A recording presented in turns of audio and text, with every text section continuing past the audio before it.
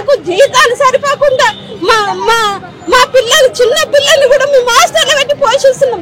నేను ఇంకా నా ఏజ్ అయిపోయిన తర్వాత నేను ఎందుకు ఈ గవర్నమెంట్ దాంట్లోనే రిక్రూట్మెంట్ లేకుండా నేను ఎందుకు జాబ్ చేయాలి? సపోర్ట్ ఎవరు చేస్తలేరు సార్, నాకు ఎవరు సపోర్ట్ చేస్తలేరు. నాకు వాళ్ళ మొత్తం అక్కడ కమిటీ వాళ్ళందరూ వాళ్ళ సపోర్టే ఉన్నారు, వాళ్ళ సపోర్టే మాట్లాడుతున్నారు. మీకు ఎట్లా వస్తుంది, మీకు రాదని అంటున్నారు సార్. మాకు కాపాడండి సార్, ప్లీజ్ సార్. మాకు ఎక్కడ న్యాయం జరగట్లేదు సార్, ఇంకెక్కడ వెళ్ళాలి సార్ న్యాయం కోసం? మేము సార్కు 10,000 నమస్కారం, నా కొడుకు కోసం చూడమని జరా. మీకు 6 నెలలకు ఇస్తాము, సంవత్సరానికి ఇస్తామని చెప్పి మా కోర్టుకు బొమ్మని ఆర్డర్ తెచ్చుకోమని అవన్నీ పక్కన పెట్టారు. ఇస్తాం అనుకుని కాలయాపన చేసుకుంటూ వచ్చారు. ఇప్పుడు మన కాంగ్రెస్ ప్రభుత్వం వచ్చింది కాబట్టి మన రేవంత్ రెడ్డి గారికి వచ్చి వినతిపత్రం ఇచ్చినాం. నేను 30 సంవత్సరాల నుంచి కాంగ్రెస్ పార్టీలో పనిచేస్తా. నేను కాంగ్రెస్ అధ్యక్షురాలను రామచంద్ర రెడ్డి ఉన్నప్పటి నుంచి. సార్ రేవంత్ రెడ్డి అన్నగారు, మీరు నన్ను సహకరించి నన్ను ఒక చెల్లెల్లాగా నాకు సహాయం చేయాలని ఆదిలాబాద్ నుంచి నేను ఇక్కడ దాకా వచ్చిన. బట్టి విక్రమార్క సార్ నాకు క్యాన్సర్ ఆపరేషన్ చేయించారు. పోలీసు లాఠీలు దెబ్బలు తిని ఆసుపత్రులు పాలై జైలుకెళ్ళిన తెలంగాణ ఉద్యమకారులము. ఇంతవరకు 10 సంవత్సరాలు సెక్రటరియట్ ప్రగతి భవన్ కు వచ్చినా మాకు ఎలాంటి సాయం కాలేదు. మా అప్లికేషన్ రిజెక్ట్ చేస్తూ పోతున్నారు. ఆడియో అడిగితే కలెక్టర్ అంటున్నారు, కలెక్టర్ అంటే ఎంఆర్ అంటున్నారు. ఇట్లా ఒకళ్ళ మీద ఒకళ్ళు చేసుకొని మా అప్లికేషన్ అంతా పెండింగ్ పెట్టేసి నిజాం పరిపాలన కూడా స్వరాజ్యం కోసం కొట్లాడినాము. అప్పుడు 15 సంవత్సరాలు ఉంటే మరి 1969 తెలంగాణ ఉద్యమంలో కూడా చురుకుగా పాల్గొని పోలీసు దెబ్బలు తిని జైల్లో పోయి జైల్లో అనుభవించినము. ఇప్పటి వరకు కూడా మాకు ఎలాంటి సాయం లేదు. ప్రభుత్వం తెలంగాణ ప్రభుత్వం వచ్చిన తర్వాత అందరికి సాయం చేస్తామని ఇప్పటి కూడా ఏమి కూడా చేయలేదు. ఎవరికి కూడా కనీసంగా ఎక్నాలజ్మెంట్ ఇవ్వట్లేదు. మేము చూసి చాలా ఆశ్చర్యపోయాం. ఇది చాలా దుర్మార్గం. మేము మీకు అవకాశం ఇచ్చామని చెప్తూనే వీటన్నిటిని కూడా పక్కన పడేసే ప్రమాదం ఉంది. ఇంతమంది తెల్లవారుజామున లేచి గంటల తరబడి క్యూలో నిలబడి తమ యొక్క ప్రధాన సమస్యల్ని ఇక్కడ చెప్పుకొని అక్కడ నుంచి కాస్త ఎంతో కొంత మాకు మా యొక్క మౌన ఘోష ఇక్కడ మేము చెప్పుకున్నాం, దీనికి ఎంతైనా ఉపశమనం దొరుకుతుందని చెప్పేసి ఆ ఆలోచనలో చూడండి. మీరు చూస్తున్నారు కదా, మేము కూడా తెల్లవారుజామున 6 గంటలకు ఇక్కడికి రావడం జరిగింది. లోపల ఉన్న వాళ్ళు నేను అడుగుతున్నా, కానీ ఎవరు కూడా సమాధానం చెప్పట్లేదు. ఏదో మెసేజ్ పంపిస్తామంటున్నారు. ఇది చాలా దుర్మార్గం. స్వయంగా రాష్ట్ర ముఖ్యమంత్రి వర్యులు ఉన్న చోట డిప్యూటీ సీఎం గారు ఇక్కడే ఉంటున్నారు. ప్రజావాణి అని చెప్పేసి రాష్ట్రానికి పక్కన ఉన్నటువంటి రాష్ట్రాలకు తలమానికంగా ఈ రోజు దీన్ని ప్రవేశపెట్టి కనీసంగా మేము ఇచ్చిన కాగితం ఇచ్చామని మేము చెప్పుకోవడానికి కూడా ఒక ఆధారం లేకుండా చేస్తున్నారు. ఇంతకన్నా దుర్మార్గం లేదు. నమస్తే. నేటి ప్రజావాణి కార్యక్రమంలో వాళ్ళ సమస్యల గురించి ఇక్కడ తెలియజేసుకోవడానికి కోసం, అప్లికేషన్లు పెట్టుకోవడం కోసం ఎంతో మంది కూడా వివిధ ప్రాంతాల నుంచి ఇక్కడికి రావడం జరుగుతుంది. ఈ రోజు మనము దాదాపు తెల్లారుజామున 6 గంటల లోపు ఇక్కడికి రావడం జరిగింది. ఇప్పటికీ ఎంతో కొంతమంది అయితే మెల్లిమెల్లిగా వస్తూ ఉన్నారు. వాళ్ళ అర్జీలు పెట్టుకోవడం కోసం లోపలికి వెళ్తున్న దృశ్యాలను మనం ఇప్పుడు చూస్తున్నాం. ఒకసారి మనం పక్కన చూస్తే మనకు అర్థమవుతూ ఉంటది, చాలా దూర ప్రాంతాల నుంచి కూడా ఒకేసారి అందరు కలిసి రావడం అనేది కూడా దృశ్యాన్ని మనం ఇప్పుడు చూడొచ్చు. ఒకసారి చూస్తే అర్థమవుతుంది. ఇంత చలిలో కూడా ఎంతో దూర ప్రాంతాల నుంచి చాలా మంది కూడా వాళ్ళు కష్టపడి ఇక్కడ వరకు రావడం జరుగుతుంది. దాన్ని మనం చూస్తున్నాం ప్రత్యేక దృశ్యాల్లో. అంటే ఒక రకంగా చెప్పాలంటే ఎన్నో ఏళ్ల నుంచి వాళ్ళకున్న సమస్యల్ని ఇక్కడ విన్నవించుకోవడం కోసం చాలా మంది కూడా వివిధ ప్రాంతాల నుంచి, దూర ప్రాంతాల నుంచి కూడా చలిని కూడా లెక్క చేయకుండా రావడం అనేది మనం చూస్తున్నాం. కొన్ని ప్రాంతాల నుంచి అయితే ఒక్కొక్కరుగా కాకుండా వాళ్ళకందరికీ ఎవరికైతే ఒకే సమస్య ఉందో ఆ సమస్య గురించి అందరు కలిసికట్టుగా కూడా ఇక్కడికి వస్తున్న వాళ్ళని మనం చూస్తున్నాం. మరి ఎంతమంది వాళ్ళ సమస్యల గురించి లోపల విన్నవించుకుంటున్నారు, వాళ్ళకి ఎలాంటి పరిష్కారం దొరికింది, ఇంతకీ అధికారులు వాళ్ళకి ఎలా స్పందించారు, ఇలాంటి అన్ని విషయాల గురించి మనం తెలుసుకుంటుందాం. అదేవిధంగా ఇక్కడికి వస్తున్న చాలా మందితో కూడా మనం ఇంకా కూడా మాట్లాడించే ప్రయత్నం చేద్దాం. ఇప్పుడిప్పుడే జనం పోగవుతున్నారు, ఇక్కడ పోగై లోపలికి వెళ్ళే ప్రయత్నాలు చేస్తున్నారు. ఇంకా కూడా స్టార్ట్ అవ్వలేదు కాబట్టి మెల్లిమెల్లిగా లోపలికి వెళ్ళి వాళ్ళ అప్లికేషన్లకు సంబంధించిన వివరాల గురించి తెలియజేసుకోవడం కోసం లోపలికి వెళ్తున్న వారిని కూడా కొంతమందిని మనం చూస్తున్నాం. మరికొద్ది సేపట్లో మినిస్టర్ గారు కూడా ఇక్కడికి వచ్చి వీళ్ళ యొక్క సమస్యల గురించి ఆయన మాట్లాడే అవకాశాలు ఉంటాయి కాబట్టి అందరితో ముఖాముఖి మాట్లాడి అంటే వాళ్ళ అప్లికేషన్లు తీసుకుంటారని చాలా మంది వెయిట్ చేస్తూ ఉన్నారు. మరి మిగతా వాళ్ళు లోపలికి వెళ్ళిన వాళ్ళు బయటకు వస్తుంటారు కాబట్టి వాళ్ళని అడిగి తెలుసుకుందాం. ఇంతకీ లోపల ఏం జరిగింది, ఎలా స్పందిస్తున్నారు, అప్లికేషన్లు తీసుకున్న తర్వాత ఏం చెప్తున్నారు అన్న విషయం గురించి. మీరు ఎక్కడి నుంచి వచ్చారు, మీ సమస్య ఏంటి? మా పేరు బాలకృష్ణయ్య, మాది వికారాబాద్ జిల్లా పూడూరు మండలం కడుము గ్రామం. మాది భూ సమస్య కోసం వచ్చినాము. అంటే మా పొలం ఆన్లైన్లో లేకపోవడం వల్ల మేము ధరణి పోర్టల్లో లేదు. మేము గత కొన్ని సంవత్సరాలు మా మండల కేంద్రంలో కానీ మా జిల్లా కేంద్రంలో కానీ తిరిగాము. అయితే అక్కడ పని కాలేదు. కాకపోతే ఇక్కడ ప్రజావాణి ద్వారా ముఖ్యమంత్రి గారు ఇక్కడ ప్రజావాణి ద్వారా సమస్యలు తీరుస్తామని చెప్పి తెలుసుకోవడానికి వచ్చినాము. ఇక్కడ ఈ ముఖ్యమంత్రి ఈ పని చేస్తే మాకు ఎంతో మేలు చేసినట్టు మేము కోరుతున్నాం. అసలు అంటే ధరణి పోర్టల్ లేకపోవడానికి కారణాలు ఏంటనుకుంటున్నారు? కారణాలు చేసుకున్నాము. కొంతమంది అధికారుల నిర్లక్ష్యము మరియు పెద్ద మనుషుల యొక్క నిర్లక్ష్యం వల్ల మండలంలో మాకు కొంతమంది సమన్వయం చేయలేకపోయారని మేము కోరుతున్నాం. ఇప్పుడు అధికారుల నిర్లక్ష్యం అన్నప్పుడు మనకి ప్రతి జిల్లాకి కలెక్టర్ కూడా ఉంటారు కాబట్టి కలెక్టర్ గారికి ఎప్పుడు మీరు అర్జీ పెట్టుకున్నాము. పెట్టుకుంటే అవుతుందని చెప్పారు. ఇక ధరణి వల్ల గిట మధ్యలో సమస్యలు వచ్చి కొన్ని రాలేకపోయినాయి అని మేము కోరుకుంటున్నాం. మరి ఇప్పుడు ఇక్కడికి వచ్చిన తర్వాత మీరు ఎవరికి వాళ్ళకి ఏమని చెప్తున్నారు మీ సమస్య? ఇంకా మేము చెప్పలేమండి, ఇప్పుడు పోయి చెప్తాము. అవునా? అప్లికేషన్ పెట్టుకోవడానికి వచ్చినాము. లోపల ఏ మినిస్టర్ ఉన్నారని తెలిసింది మీకు? మాకు ఇంతవరకు ఏం లేదు. మేము జిరాక్స్ కాపీలకని వెళ్తున్నాము, లోపలికి వెళ్ళి తీసుకొద్దామని. ఇప్పుడు లోపలికి వెళ్ళి మీరు బయటకు వస్తున్నాం. మీ దగ్గరైనా ఇక్కడ న్యాయం జరుగుతుందని వచ్చాం సార్. ప్లీజ్ సార్, ఇక్కడన్నా మాకు న్యాయం జరగాలి. లేకపోతే గవర్నమెంట్ మీద మాకు ఈ ప్రజా పరిపాలన మీదనే న్యాయం మీదనే మాకు నమ్మకం పోయింది. ఎందుకంటే 37 ఇయర్స్ నుంచి స్ట్రగుల్ అవుతున్నాం ఒకటే సమస్య కోసం. ఎందుకంటే మేము ఇక్కడ ఉన్నాం, అక్కడ లోకల్ వాళ్ళు రాజకీయ నాయకులు అందరు కలిసి మాది రోడ్డు మీద ఉన్న ల్యాండ్ ను కబ్జా చేసుకున్నారు. అంటే ఎక్కడ అన్యాయం అండి? మనం పిక్చర్స్ లలో చూస్తాం, మూవీలలో చూస్తాం తప్ప రియల్ లైఫ్ లో జరుగుతున్నాయి ఇవన్నీ. ఇప్పుడు ఈ ముఖ్యమంత్రి గారన్న మేము నమ్మకంతో ఓట్లేసి గెలిపించిన ఈ ముఖ్యమంత్రి గారన్న మాకు న్యాయం జరిపిస్తారని నమ్మకంతో మేము ఇక్కడ వచ్చినాము. మాకు న్యాయం జరిపించండి సార్, ప్లీజ్ సార్. మేము హంబుల్ రిక్వెస్ట్ చేస్తున్నాం సార్, ప్లీజ్ సార్. గవర్నమెంట్ మీద నమ్మకం ఉండాలంటే మనుషులకు న్యాయాలు జరగాలి. మీరు ఈ ప్రెస్ వాళ్ళంతా మాకు న్యాయం చేయండి. ఒక్క ల్యాండ్ మాది మాకు లేకుండా చేస్తున్నారంటే ఇది ఎంత అన్యాయం అండి? మేము ఆడవాళ్ళం అన్ని ఆఫీసులు తిరిగినాం, అన్ని మా మీదనే ఉన్నాయి. కంటే కబ్జా చేసేసి అక్కడ పెట్టేసుకొని లోకల్ వాళ్ళు రాజకీయ నాయకులు అంతా కలిసి పిక్చర్ లోకి వాళ్ళు రాకుండా వెనక నుంచే అస్తం చేసి మమ్మల్ని మా ల్యాండ్స్ అంతా కబ్జా చేసుకొని మమ్మల్ని బెదిరిస్తున్నారు. మేము పోతే మా ల్యాండ్ మీద కొట్టడానికి వస్తున్నారు. ఇది ఎక్కడ అన్యాయం అండి? 283 ఫ్లాట్స్ సార్. అందరం టీచర్స్, ఇక్కడ ఉన్న వాళ్ళం చచ్చిపోతున్నారు. కొంతమంది ఫారెన్ వెళ్తున్నారు. లేదు, ఇది ఎక్కడ అన్యాయం అండి? ఇది ఎక్కడ అన్యాయం? ఇదేం ప్రజాపాలన? ఇవన్నీ జరగాలి, న్యాయాలు జరుగుతున్నాయి కదా. మళ్ళీ నెక్స్ట్ టైం ఎవరైనా ఓట్లు వేస్తారు, ముందుకు వస్తారు గవర్నమెంట్ గెలిపేయడానికి. మాకు హంబుల్ రిక్వెస్ట్ అండి, హంబుల్ రిక్వెస్ట్ చేస్తున్నామండి. సీఎం గారిని కాపాడకుండా మాకు కాపాడండి సార్. పోవాల్సిందే, మేము మా ల్యాండ్ మీదకి మాకు వెళ్ళాల్సింది సార్. చాలా సఫర్ అయినాము, చాలా సఫర్ అయినాము సార్. ఒకసారి కలెక్టర్ ఇస్తే కూడా 40 రోజులు కూర్చోబెడితే 45 రోజులు కూర్చోబెడితే మళ్ళీ ఎక్కిండు. ధర్నాలు ఎంఆర్ఓ ఆఫీస్ ఎన్ని తిరిగి విసిగెట్టిపోయినాం. తిరిగి లేడీస్ మై ఉండి తిరిగి ఇక్కడ హైదరాబాద్ వాళ్ళం మేము శంకర్పల్లికి వెళ్తున్నాం. ప్రతిసారి అక్కడ వెళ్తే కొట్టడాలు, మమ్మల్ని ఇంకా బెదిరించడాలు ఇవన్నీ జరుగుతున్నాయి తప్ప న్యాయం జరగట్లేదు. ఇక్కడ ఎక్కడ న్యాయం జరుగుతుందో చెప్పండి, మేము అక్కడికి వెళ్తాం.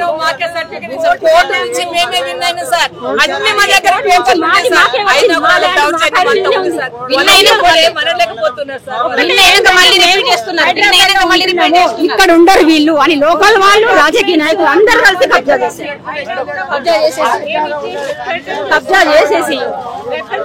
కబ్జా చేసి మాకు న్యాయం జరగట్లేదు సార్. ఇప్పుడు ఖచ్చితంగా న్యాయం జరగాలని మేము హంబుల్ రిక్వెస్ట్ తోటి ఇక్కడ వచ్చాము. మేము అందరు ఎడ్యుకేటెడ్, మా పిల్లల కన్నా కనీసం ఈ ల్యాండ్ చెందాలి సార్. మేమంతా స్ట్రగుల్ అయ్యాం, పిల్లలు కూడా స్ట్రగుల్ కావాలన్నా సార్. వాళ్ళు ఎక్కడో యూస్లు ఉంటారు, ఎట్లా వస్తారు సార్? ఎవరు వస్తారు ఇక్కడికి ఇంత దూరం? కేసు డిస్పోజ్డ్ అని ఉన్నది, ఇవన్నీ ఉన్నాయి మా దగ్గర. పేర్లన్నీ మా పేర్ల మీదనే ఉన్నాయి, సర్వే నంబర్ అప్పుడు ఎంఆర్ఓ మాకే సర్టిఫికేట్ ఇచ్చారు. ఇన్ని ఉన్నా కూడా మేము పెట్టుకున్న వాచ్మెన్ పంపిస్తారు, మేము పెట్టుకున్న కాంపౌండ్ వాళ్ళు కూడా కొట్టేస్తున్నారు. ఇది ఎక్కడ అన్యాయం? ఇది ఎక్కడ అన్యాయం? ఇది ఎక్కడ గుంజుకున్నారు? మిమ్మల్ని అడుగుతున్నాం సార్, సీఎం సార్ మాకు న్యాయం జరిపించండి సార్, ప్లీజ్ సార్. మీ గవర్నమెంట్ మీద మాలాంటి లేడీస్ అంతా ఓట్లు రావాలంటే మీరు న్యాయం చేయండి సార్, ప్లీజ్ సార్. మమ్మల్ని ఈసారి మేము ఈ నమ్మకాన్ని కోల్పోకుండా మాకు కాపాడండి సార్, ప్లీజ్ సార్. మాకు ఎక్కడ న్యాయం జరగట్లేదు సార్, ఇంకెక్కడ వెళ్ళాలి సార్ న్యాయం కోసం మేము? సార్ ముగ్గురు ఆడపిల్లలు సార్. మా ఆయన వాళ్ళ మేనత మొత్తం ల్యాండ్ కబ్జా చేసుకుంది సార్. మాకెవరు లేరు అక్కడ. కమిటీ మెంబర్స్ కూడా వాళ్ళకే సపోర్ట్ ఉన్నారు. నాకు చదువు గురించి నేను మా మమ్మీ వాళ్ళ ఇంట్లో వస్తే వాళ్ళు కూల్ చేసి ఇల్లు ఆకిపోయి మొత్తం కబ్జా చేసుకున్నారు. మా ఆయన వాళ్ళ మేనత, మా హస్బెండ్ సార్. మేము పిఎస్కి వెళ్ళినాము, కోర్టుకు కూడా వెళ్ళినాం సార్. పిఎస్ కూడా వెళ్తే వాళ్ళు దానికి కూడా ఏం భయపడతలేరు సార్. వాళ్ళంటే మీకు ఇయ్యని అంటున్నారు. మీరు లేరంటే నా పిల్లల ఎడ్యుకేషన్ గురించి నేను మా మమ్మీ వాళ్ళ ఇంటికి ఇక్కడ వచ్చినాను సార్. మా జై జవహర్ నగర్ కాలనీ సార్ మాది. పట్టా పేపర్ అన్ని ఇచ్చేసి ఉన్నాయి సార్. కొడుతున్నారు, తిడుతున్నారు సార్ మమ్మల్ని. మేము వెళ్ళి అడిగితే కొడుతున్నారు, తిడుతున్నారు. నాకు ముగ్గురు ఆడపిల్లలు. ఇచ్చినాం సార్, ఇప్పుడు వచ్చి ఇచ్చినాం సార్. లోపల అక్కడ ఇచ్చినాం సార్ పేపర్స్ అన్ని, డాక్యుమెంట్స్, ఫేక్ డాక్యుమెంట్స్ అని. అంటే వాళ్ళు చేసామని అన్నారు, మెసేజ్ వస్తుంది ఫోన్ కి, మేము తీసుకుంటామని అన్నారు సార్. ప్లీజ్ సార్ మాకేమన్నా, ముగ్గురు ఆడపిల్లలు సార్. నాకు అదే ఆధారం సార్, ఆ ల్యాండ్ మీదనే మాకు ఆధారం సార్. మాకే ఇది లేదు, మాకు అదే ఒక్కటి ఉంది. నాకు మా పిల్లలకి న్యాయంగా ఇస్తారంటే వాళ్ళు కూడా అక్కడ మొత్తం కమిటీ మెంబర్స్ వాళ్ళే సపోర్ట్ చేస్తున్నారు సార్. నాకు రాకపోతే వాళ్ళ ముంగట్నే నేను నా పిల్లలు నేను చచ్చిపోతాను సార్. నేను సీఎం సార్ మాకు న్యాయం చేయండి సార్. నాకు ఎవరు లేరు, నాకు నా ముగ్గురు పిల్లలది చూడండి సార్. ఏదన్నా ఒకటి చెయ్యండి సార్. నాకు అదే ఆధారం, నాకు వేరే ఆధారం లేదు. నాకు లేకపోతే నేను నా పిల్లలు నేను ఏదన్నా చేసుకుంటాను సార్. నేను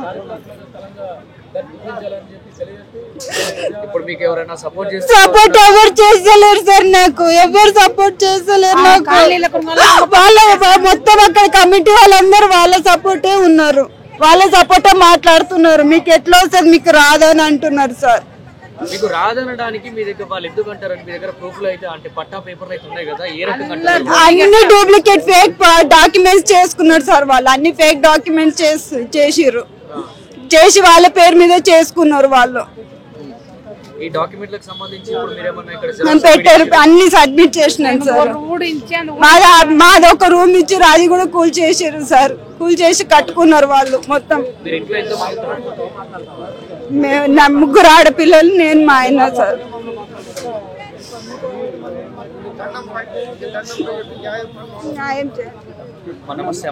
నమస్తే సార్, మాది ఒట్టిపల్లి. నా పేరు లక్ష్మి సారు. కప్పెట్టాళ్ళు మేము. మా జాగా శాతపల్లిడు దున్నుకుంటూ ఆడదారం చేస్తుండు సారు. మా మగడు చచ్చిపోయిండు. నా కొడుకు కాలు పడిపోయి 9 ఏళ్ళు అవుతుంది. ఇక్కడ వచ్చి బతుకుతున్నాం సార్ మేము. శాతపల్లి గంట నర్సయ్య. పత్తి పెడితే అంత వీకేసిండు. వీకేసి తెల్లార వరకే వీకేసిండు సారు. మాకే వస్తుంది, మీకు రాదు అంటుండాలి. అప్పుడు మా మామ సంపాదించిన జాగాది సారు. ఏ మరువ గారు ఏమంటుండంటే, ఏ మరువ గారు నువ్వు వాళ్ళకి అమ్మినమేమో వాళ్ళు దున్నుకుంటున్నారు, నన్నేం చేయమంటున్నావు, నువ్వు దున్ని ఇత్తనం పెట్టమంటే దున్ని పత్తి పెట్టినాక ఇంత కాయ అయినాక వీకేసిండు సారు. వీకేసి నిరుడుచుంచి ఏం పెడతలేను నేను. ఇక బాయికాడ 12 ఎకరాలు 14 ఎకరాలు ఉంటే ఆడవిళ్ళమని మనిషితో వేసుకొని దున్నుతుండ్రు సారు. నా కొడుకు ఎవరు లేరు అరగత అనుకున్నాను. బాయికాడ 14 ఎకరాలు. ఉభయ జిల్లాల ఉద్యమ అధ్యక్షుడిని నేను, తెలంగాణ కొరకు. మన నేటివ్ ఆఫ్ సంగారెడ్డి.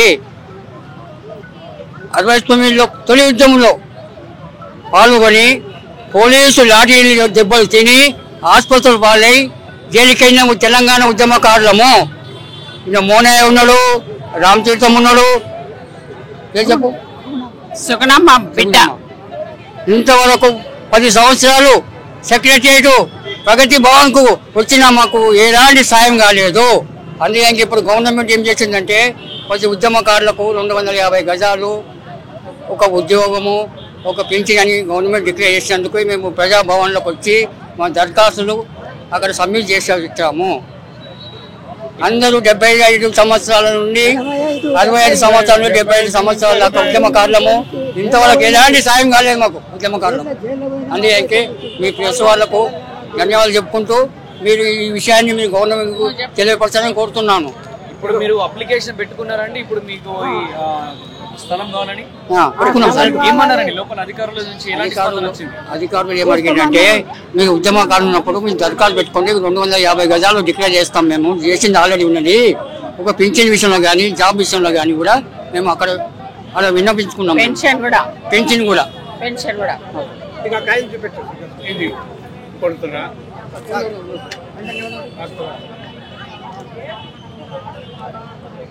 నేను 1969లో నిరాహార దీక్ష చేసిన ఉద్యోగ అది విద్యార్థి సమయంలో ఉద్యమకారులు మళ్ళా ధర్నాలో పాల్గొన్నందుకు లాఠీ చార్జీలు తిన్నాం పోలీసు వాళ్ళది.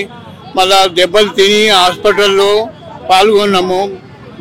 అట్లానే ఇదైపోయింది. మాకు ఇంతకు ముందలు ఎన్నిసార్లు మేము కేసీఆర్కు అప్లికేషన్ ఇచ్చినాము, మాకు ఎలాంటి రెస్పాన్స్ లేదు. కాబట్టి మాకు ఉద్యోగము, మాకు పింఛను, జాగా ఇస్తామని అంటున్నారు. 250 గజాలు. మాకు పిల్లలకు ఉద్యోగాలు కావాలి, మాకు పింఛన్ కావాలి. దయచేసి ఇవ్వాలని రేవంత్ రెడ్డిని మేము పదే కోరుతున్నాము. నిజాం పరిపాలన కూడా స్వరాజ్యం కోసం కొట్లాడినాము. అప్పుడు 15 సంవత్సరాలు ఉంటే మరివిర్తల 1969 తెలంగాణ ఉద్యమంలో కూడా చురుకుగా పాల్గొని పోలీసు దెబ్బలు తిని జైల్లో పోయి జైల్లో అనుభవించినము. ఇప్పటి వరకు కూడా మాకు ఎలాంటి సాయం లేదు. ప్రభుత్వం తెలంగాణ ప్రభుత్వం వచ్చిన తర్వాత అందరికి సాయం చేస్తామని ఇప్పటి కూడా ఏమి కూడా చేయలేదు. ఉన్నటువంటి మాకు పెన్షన్ కావాలి, ఇంటి స్థలం కావాలి. తర్వాత ఉన్నటువంటి ఉద్యోగులు కొడుకులకి కానీ బిడ్డకి కానీ అర్హత ఉంటే ఉద్యోగం ఇస్తామని చెప్పిండ్రు. ఎవరికైనా ఒకరికి ఉద్యోగం ఇవ్వాలి. అనాథం అయిపోయినాము. నేను 85 సంవత్సరాల వయసున్నది. చాలా లాఠీ దెబ్బలు తిని పోలీసులతో లాఠీ దెబ్బలు తిని నిరాహార దీక్షలు ఇప్పుడు అవయవాలను దెబ్బలు తిని పోయిన బాధలు పెడుతున్నాయి నడుములన్నీ. ఆ దెబ్బలకు ఇప్పుడు నాకు బాధ పెడుతున్నాయి. ఏం తెలంగాణ మెడిసిన్ లేకుండా చాలా బాధ అవుతున్నది. ప్రభుత్వం నుండి మాకు ఈ సాయం చేసి ఒకరికి ఉద్యోగం ఇచ్చి పెన్షన్ ఇచ్చి ఇంటి స్థలం ఇచ్చి ఆదుకోవాలని చెప్పి మేము కోరుతున్నాం.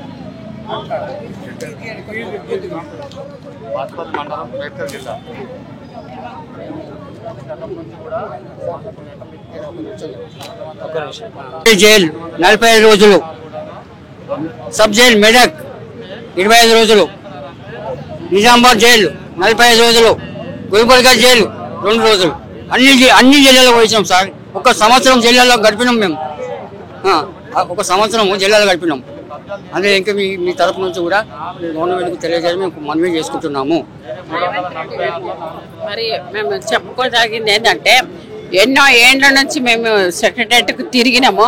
అయినా కానీ అమలు అవుతుంది అని చెప్పినాడు. కానీ ఇప్పటిదాకా ఏం స్పందించలేదు.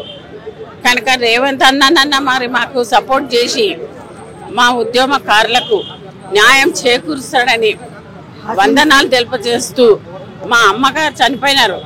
ఆమె ప్లేస్లో నేను వచ్చినాను. అయితే మాకు ఇండ్లు లేవు, పెన్షన్ లేదు, మా బిడ్డలకు జాబు లేవు. మరి ఉద్యమకారులకు ఉద్యోగం ఇస్తామని చెప్పాడు, భూములు ఇస్తామని చెప్పారు, 250 గజాలు పెన్షన్ వస్తుందని చెప్పారు ఈ సీఎం గారు.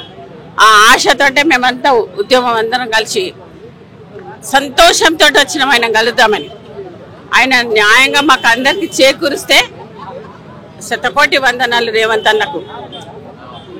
మా ఉద్యమకారుల నుంచి మాకు జరగాలని ఈయన పరిపాలన మాకు న్యాయం జరగాలని కోరుకుంటూ మేమందరం సెలవు తీసుకున్నాం.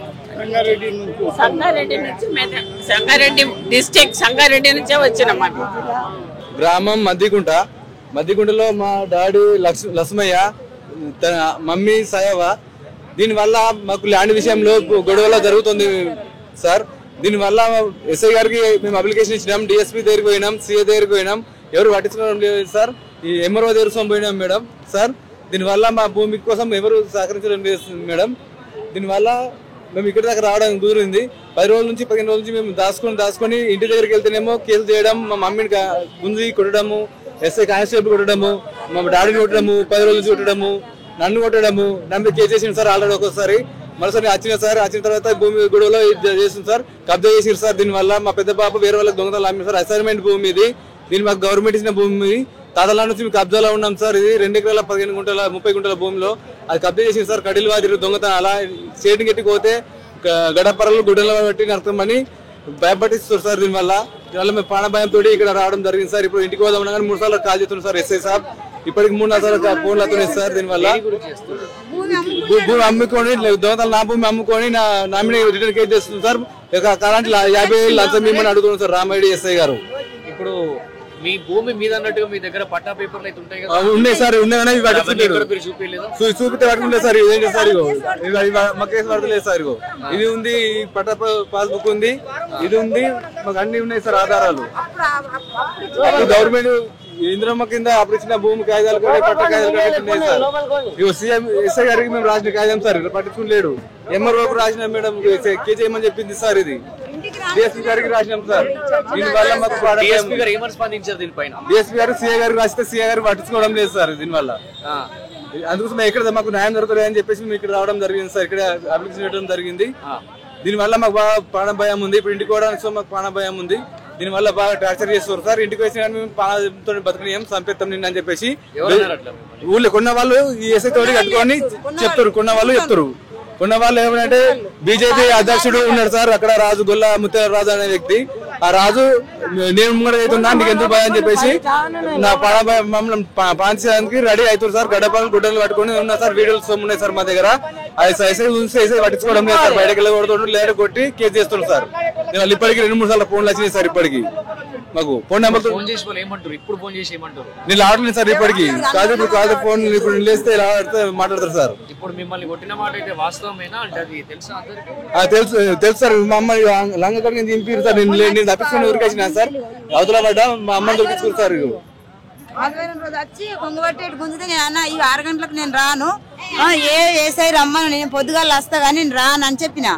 అంటే ఎందుకమ్మా ఎస్ఐ కలిసేద్దున్నాడు, నువ్వు నేను ఆడు ఎక్కించుకోపోతే అన్నాడు అని వచ్చిండు. నేను రాను సార్, ఇప్పుడు రాను నేను అని ఆయనతో నేను ఊకుంటే వస్తావరా అని రాను, నువ్వేం చేసుకుంటావు చేసుకోపోమ్మని నేను అన్నా. నువ్వేం చేసుకుంటావు, నన్ను కోసుకుంటావా, మరి నేనేం చేస్తావు నువ్వు రాత్రి ఈ 6 గంటలకు? నేను రానంటే రాను అని అన్నా. అని తెల్లారి నేను మళ్ళీ బయలుదేరినాయి అక్కడికి వెళ్ళి. మళ్ళీ ఫోన్ మీద ఫోన్ నేను పొద్దున్న దాకా ఫోన్ చేసిండు. ఫోన్ చేసినా నేను 2 సార్లు లేవట్టినా సార్ ఎన్నికలు లేదని చెప్పిన. మళ్ళీ ఇప్పుడు మళ్ళీ 3 మట్ల 2 మట్ల మళ్ళీ ఫోన్లు వచ్చినాయి. వాళ్ళని పట్టుకుంటలేడు, మమ్మల్ని పట్టుకుంటాడు. మళ్ళీ మాదే భూమి. మా బావ అక్కడ అమ్ముకున్న దొంగతనాలు కులం కెరకలేదు, ఊరోళ్ళకి ఎరకలేదు, పెద్ద మనుషులు తెలియదు, ఓళ్ళకి తెలియదు. దొంగతనాల్లో 5 లక్షలు ఇచ్చి భూమి తీసుకున్నాడు. అది మిడగంపాల కొడుకు రాజు కొన్నాడు. కొని 2 నెలలు అవుతుంది. కొని మొత్తం మమ్మల్ని పంట పెట్టనిత్తలేడు, ఏం పెట్టనిత్తలేడు. ఇంత పొలం వేసుకున్నాడు. చీరలకు పోతే బాగా ప్రాబ్లం జరుగుతుంది సార్. అక్కడ పోతే పిల్లగాని చంపేస్తామని అక్కడ అంటారు. నాకు ఒక్క కొడుకు చంపేస్తామంటారు. మొత్తం ప్రాబ్లం అవుతుంది సార్. ఇందాక వచ్చిన మీకు సార్, నేను మా అమ్మను సాదుకున్నా, సాగు చేసినా, అన్ని చేసినా నేనే. మొత్తం పేపర్లు అన్ని నా దగ్గర ఉన్నాయి. మా అన్న ఏం చేసిండు, దొంగతనాల్లో మా వదిన పేరిట పట్ట చేయించిండు, అమ్మ పేరుది. వాని పేరిట వేరేనే ఉంది, అమ్మ పేరుది అది వేరే చెప్పించిండు. నన్ను సంపుతా అని బెదిరిస్తుండు. నన్ను ఊళ్ళోకి రాణిస్తలేడు. ఆదిలాబాద్లో ఏడ కనబడ్డా సంపుతా అంటుండు. నేను ఒక దొంగ లాగా అయిపోయినా. నేను 30 సంవత్సరాల నుంచి కాంగ్రెస్ పార్టీలో పనిచేస్తా. నేను కాంగ్రెస్ అధ్యక్షురాలను రామచంద్ర రెడ్డి ఉన్నప్పటి నుంచి. సార్ రేవంత్ రెడ్డి అన్నగారు, మీరు నన్ను సహకరించి నన్ను ఒక చెల్లెల్లాగా నాకు సహాయం చేయాలని ఆదిలాబాద్ నుంచి నేను ఇక్కడ దాకా వచ్చిన. బట్టి విక్రమార్క సార్ నాకు క్యాన్సర్ ఆపరేషన్ చేయించాను. పోయిన సంవత్సరంలో నాకు ఆపరేషన్ చేయించారు. ఆ సారే ఇక్కడ లక్డీ కపూర్ నీలఫర్ దగ్గర ఆపరేషన్ చేయించారు. ఫోన్ చేసి నేను లేను, ఆ టైంలో దొంగతనాల పట్ట చేయించిండ్రు, మరి నాకు సహాయం చేయాలని నేను బట్టి విక్రమార్క గారికి చెప్పుకోవడం లేదు, జరగలేదు. జరగలే. ఇప్పుడే వచ్చిన నేను నాకు ఆపరేషన్ అయింది సార్, అక్కడ ఫోన్ చేయించి నా ఆపరేషన్ చేయించారు, నాకు అన్ని విధాల సహాయం చేయించారు. నాకు ఇప్పటికీ కూడా ట్రైన్కు టికెట్ లేకుండా నాకు అన్ని విధాల సహాయం చేసాడు సారు. ఇప్పుడు నాకు ఒక్క సహాయం చేస్తే నా 4 పిల్లలు నేను బతుకుతా. నాకు భర్త లేడు, నాకు 4 పిల్లలు, 3 కూతుర్లు, 1 బాబు. సార్ నేను ఆదిలాబాద్ నుంచి వచ్చిన, నాకు సహాయం చేయాలా అంతే అని వచ్చిన. నాకు అన్నదమ్ముడితో ఒక్కడే భయం ఉంది. ఆడికి కూడా బిడ్డనే ఉంది, కొడుకులు లేదు. మరి నేను నా చెల్లె చనిపోయింది, నేనున్నా. ఇప్పుడు మరి మీకు దీనికి సమస్యకి పరిష్కారం ఏందనుకుంటున్నారమ్మా? ఇందాక చెప్పి మా జాగా మాకు కావాలి సారు. ఇప్పుడు లోపట్ల మీరు కలిసినప్పుడు అధికారులు ఏమన్నారు? ఇచ్చొచ్చిన కాగితాలు అన్ని, జిరాస్తులు, ఒరిజినల్ అన్ని ఇచ్చొచ్చిన. మరి వాళ్ళు ఏమన్నా రాసుకున్నారు, ఫోన్ రమ్మ అన్నారు. మీకు మెసేజ్ వస్తుందని ఏమన్నా చెప్పారమ్మా? ఫోన్ నంబర్ తీసుకున్నారు. నా జాగా నాకు రావాలి సారు. నా కొడుకు కాలు చేయబడిపోయి 9 ఏళ్ళు అవుతుంది. ఇప్పుడు ఆడున్నాడో మిఠాంకలు దొరకకపోయా, నేను దాదాపు వెళ్ళిపోయినా. ఆయనకి 4 పిల్లలు. నిన్న పత్తి వీకేసి నిరుడు, నా కోరన్ని కొట్టిరు, నా కోడళ్ళు కొట్టిండ్రు. ఇట్లందుకు వీకేసిరాడు, నా మనవడు చిన్నగా ఉన్నాడు, ఆయన్ని కొట్టిరు, నా కోడళ్ళు కొట్టిండ్రు. ఆ ఊరోళ్ళంతా వచ్చిర్రు కులాస్తులు. ఏమి రాడు మీ ఆయన 1500 ఇచ్చిండు అంటాడు, 30,000 ఇస్తాను అంటుండే, ఎందుకు తీసుకుంటారు ఎవరైనా? ఆ ఊరోళ్ళు శాత పిల్లలు కూడా అన్నారు. అన్నా కూడా ఆడు ఇంటలేడు, పత్తి అంతా వీకేసిండు. అది అట్లున్నదని మళ్ళా కోర్టు కేసు వేస్తే ఆడు 2 ఏళ్ళు దింపిండు సారు. 2 ఏళ్ళు దింపి అవుతుంది పోక అన్నాడు, కాలేదు. మా ఊరోడే ఆడు కూడా లాయరు పాకాశి. అది కాలేదు, మన నీడు సుంచెళ్ళని పంట పెడతలేను సారు. జర నా రాగడి నా బాయి నాది నాకు ఇప్పిస్తే సారుకు 10,000 నమస్కారం, నా కొడుకు కోస చూడమని జర. నేను ఇంత నాకు వచ్చే ఫిజికల్ హ్యాండిక్రాఫ్ట్ తోని డబ్బుతోని 5 సంవత్సరాలు కూడబెట్టిన డబ్బుతోని నేను 6 గుంటల భూమి తీసుకున్నా. ఆ భూమి ఇంతవరకు మ్యూటేషన్ కాలేదు. 12 నేను తీసుకున్న 18 గుంటలు, 18 గుంటల్లో 12 గుంటలు నా పాస్బుక్ లో ఎక్కింది. కానీ 6 గుంటలు మాత్రం ఫెండింగ్ లో మ్యూటేషన్ చేయలేదు. అది ఇంతవరకు 5 ఏళ్ల నుంచి కలెక్టర్ గారికి, ఎంఆర్ఓ గారికి వినియోగించిన కానీ వాళ్ళు స్పందన ఏం రాలేదు ఇంతవరకు. ఆ మ్యూటేషన్ ఇప్పుడు ఈ కొత్త ప్రభుత్వం ఆ మ్యూటేషన్ నా పాస్బుక్ లో నమోదు చేస్తారని నేను ఆశిస్తూ ఇక్కడికి విన్నపం చేసి దరఖాస్తు సమర్పించాను. వాళ్ళ ఇంత 5 ఏళ్ళు చేయనందుకు వాళ్ళు ఈ హ్యాండిక్రాఫ్ట్ వాళ్ళని గమనించి ఎంఆర్ఓ కానీ ఇప్పుడు కలెక్టర్ గారే కానీ అట్టి మ్యూటేషన్ ను అది త్వరలో చేస్తారని నేను విజ్ఞప్తి చేస్తున్నాను. ఇప్పుడు లోపట్ల మీకు అధికారులు ఏమని స్పందించారు? మీకు ఈ విషయాలు చెప్తే ముడి ఎందుకు కాలేదు అని అడుగుతున్నారు. ఇంతవరకు కాలేదని నేను అన్నా. అంటే అది రంగారెడ్డి జిల్లా కలెక్టర్ కు రాస్తామని చెప్పారు అంతే. ఖచ్చితంగా అవుతాయని చెప్పారు. మాకు గత ప్రభుత్వంలో 2019 నుంచి మేము ఆ భూమిని 6 గుంటల భూమిని కొని కూడా ఇప్పటి వరకు 2019 నుంచి ఇప్పటి వరకు మ్యూటేషన్ అప్లికేషన్ పెండింగ్ లో ఉన్నందున ఇప్పుడు ప్రజావాణి సీఎం క్యాంప్ ఆఫీస్ కు వచ్చాము. సో ఇక్కడ అధికారులు ఏమన్నారంటే మేము ఖచ్చితంగా రంగారెడ్డి కలెక్టరేట్ కి పంపిస్తాము, ఎంఆర్ ఆఫీస్ కూడా మాడుగుల మండలి పంపిస్తామని చెప్పేసి వాళ్ళు చెప్పారు. సో అధికారులు స్పందించారు కాబట్టి మాకు కూడా కొంచెం విన్నవించినాము కాబట్టి మాకు చేస్తారని చెప్పేసి, న్యాయం చేస్తారని చెప్పేసి మేము ఆశిస్తున్నాం. యాక్సిడెంట్ అయితే ఉద్యోగం బీకేసారు. నాకు 3 ఆడపిల్లలు, కొడుకు పెండిలు కానీ చదువుతారు. ఈడీకి ఆర్ఎంకి అప్పీల్ చేసుకుంటూ ఇవ్వలేదు. ముఖ్యమంత్రి గారు దయచేసి నాకు మా వెంకరెడ్డి సార్ కూడా ఇక్కడ ఇవ్వమన్నాడు. ఇవ్వకుంటే నెక్స్ట్ పోయేది వెంకరెడ్డి మంత్రి కాడికే నేను ఫోన్ చేయిస్తా. నా ఉద్యోగం నాకు ఇస్తే నేను అక్కడ పోను, నేను వెళ్ళిపోతే దరఖాస్తు ఇచ్చిన సార్. ఇప్పుడు మీరు ఉద్యోగం పోవడానికి కారణం ఏంటి? కారణం నాకు యాక్సిడెంట్ అయింది, నేను వెళ్ళినందుకు వాళ్ళు తీసేసి అట్లా. ఇప్పుడు మరి ఇక్కడ అప్లికేషన్ పెట్టుకున్న లోపల ఏమన్నారు? ఏమని స్పందించారు? నేను మేడం కాగితాలు తీసుకుంది ఎండికి రాస్తాను అన్నారు సార్. అంటే మీకు అంటే వాళ్ళు స్పందించడం ఎట్లా ఉంది తీసుకోవడం గురించి? మేడం అయితే ఇచ్చినాం, ఇష్టం. మరి కేటీపీఎస్ నందు ఒక 30 సంవత్సరాల నుంచి చిన్న సొసైటీలు చేసుకుంటూ జీవనాధారం గడుపుతున్నాం. మన టీఎస్ ప్రభుత్వం, తెలంగాణ ప్రభుత్వం వచ్చినప్పుడు ఆర్టిసియన్ గా 2016 డిసెంబర్ నెలలో ఒక అప్లికేషన్ జీవో జారీ చేశారు. ఆ టైంలో కూడా మేము చిన్న కాంట్రాక్టులు అందరం కూడా అప్లికేషన్ పెట్టుకున్నాం. కానీ మమ్మల్ని మీరు కాంట్రాక్టులని పక్కన పెట్టి మీకు 6 నెలలకు ఇస్తాము, సంవత్సరానికి ఇస్తామని చెప్పి మా కోర్టుకు బొమ్మని ఆర్డర్ తెచ్చుకోమని అవన్నీ పక్కన పెట్టారు. ఇస్తాం అనుకుని కాలయాపన చేసుకుంటూ వచ్చారు. ఇప్పుడు మన కాంగ్రెస్ ప్రభుత్వం వచ్చింది కాబట్టి మన రేవంత్ రెడ్డి గారికి వచ్చి వినతిపత్రం ఇచ్చినాం. లోపల ఏం చెప్పారంటే మేము మెసేజ్ పంపిస్తాం మీ సెల్లుకి అని చెప్పారు సార్.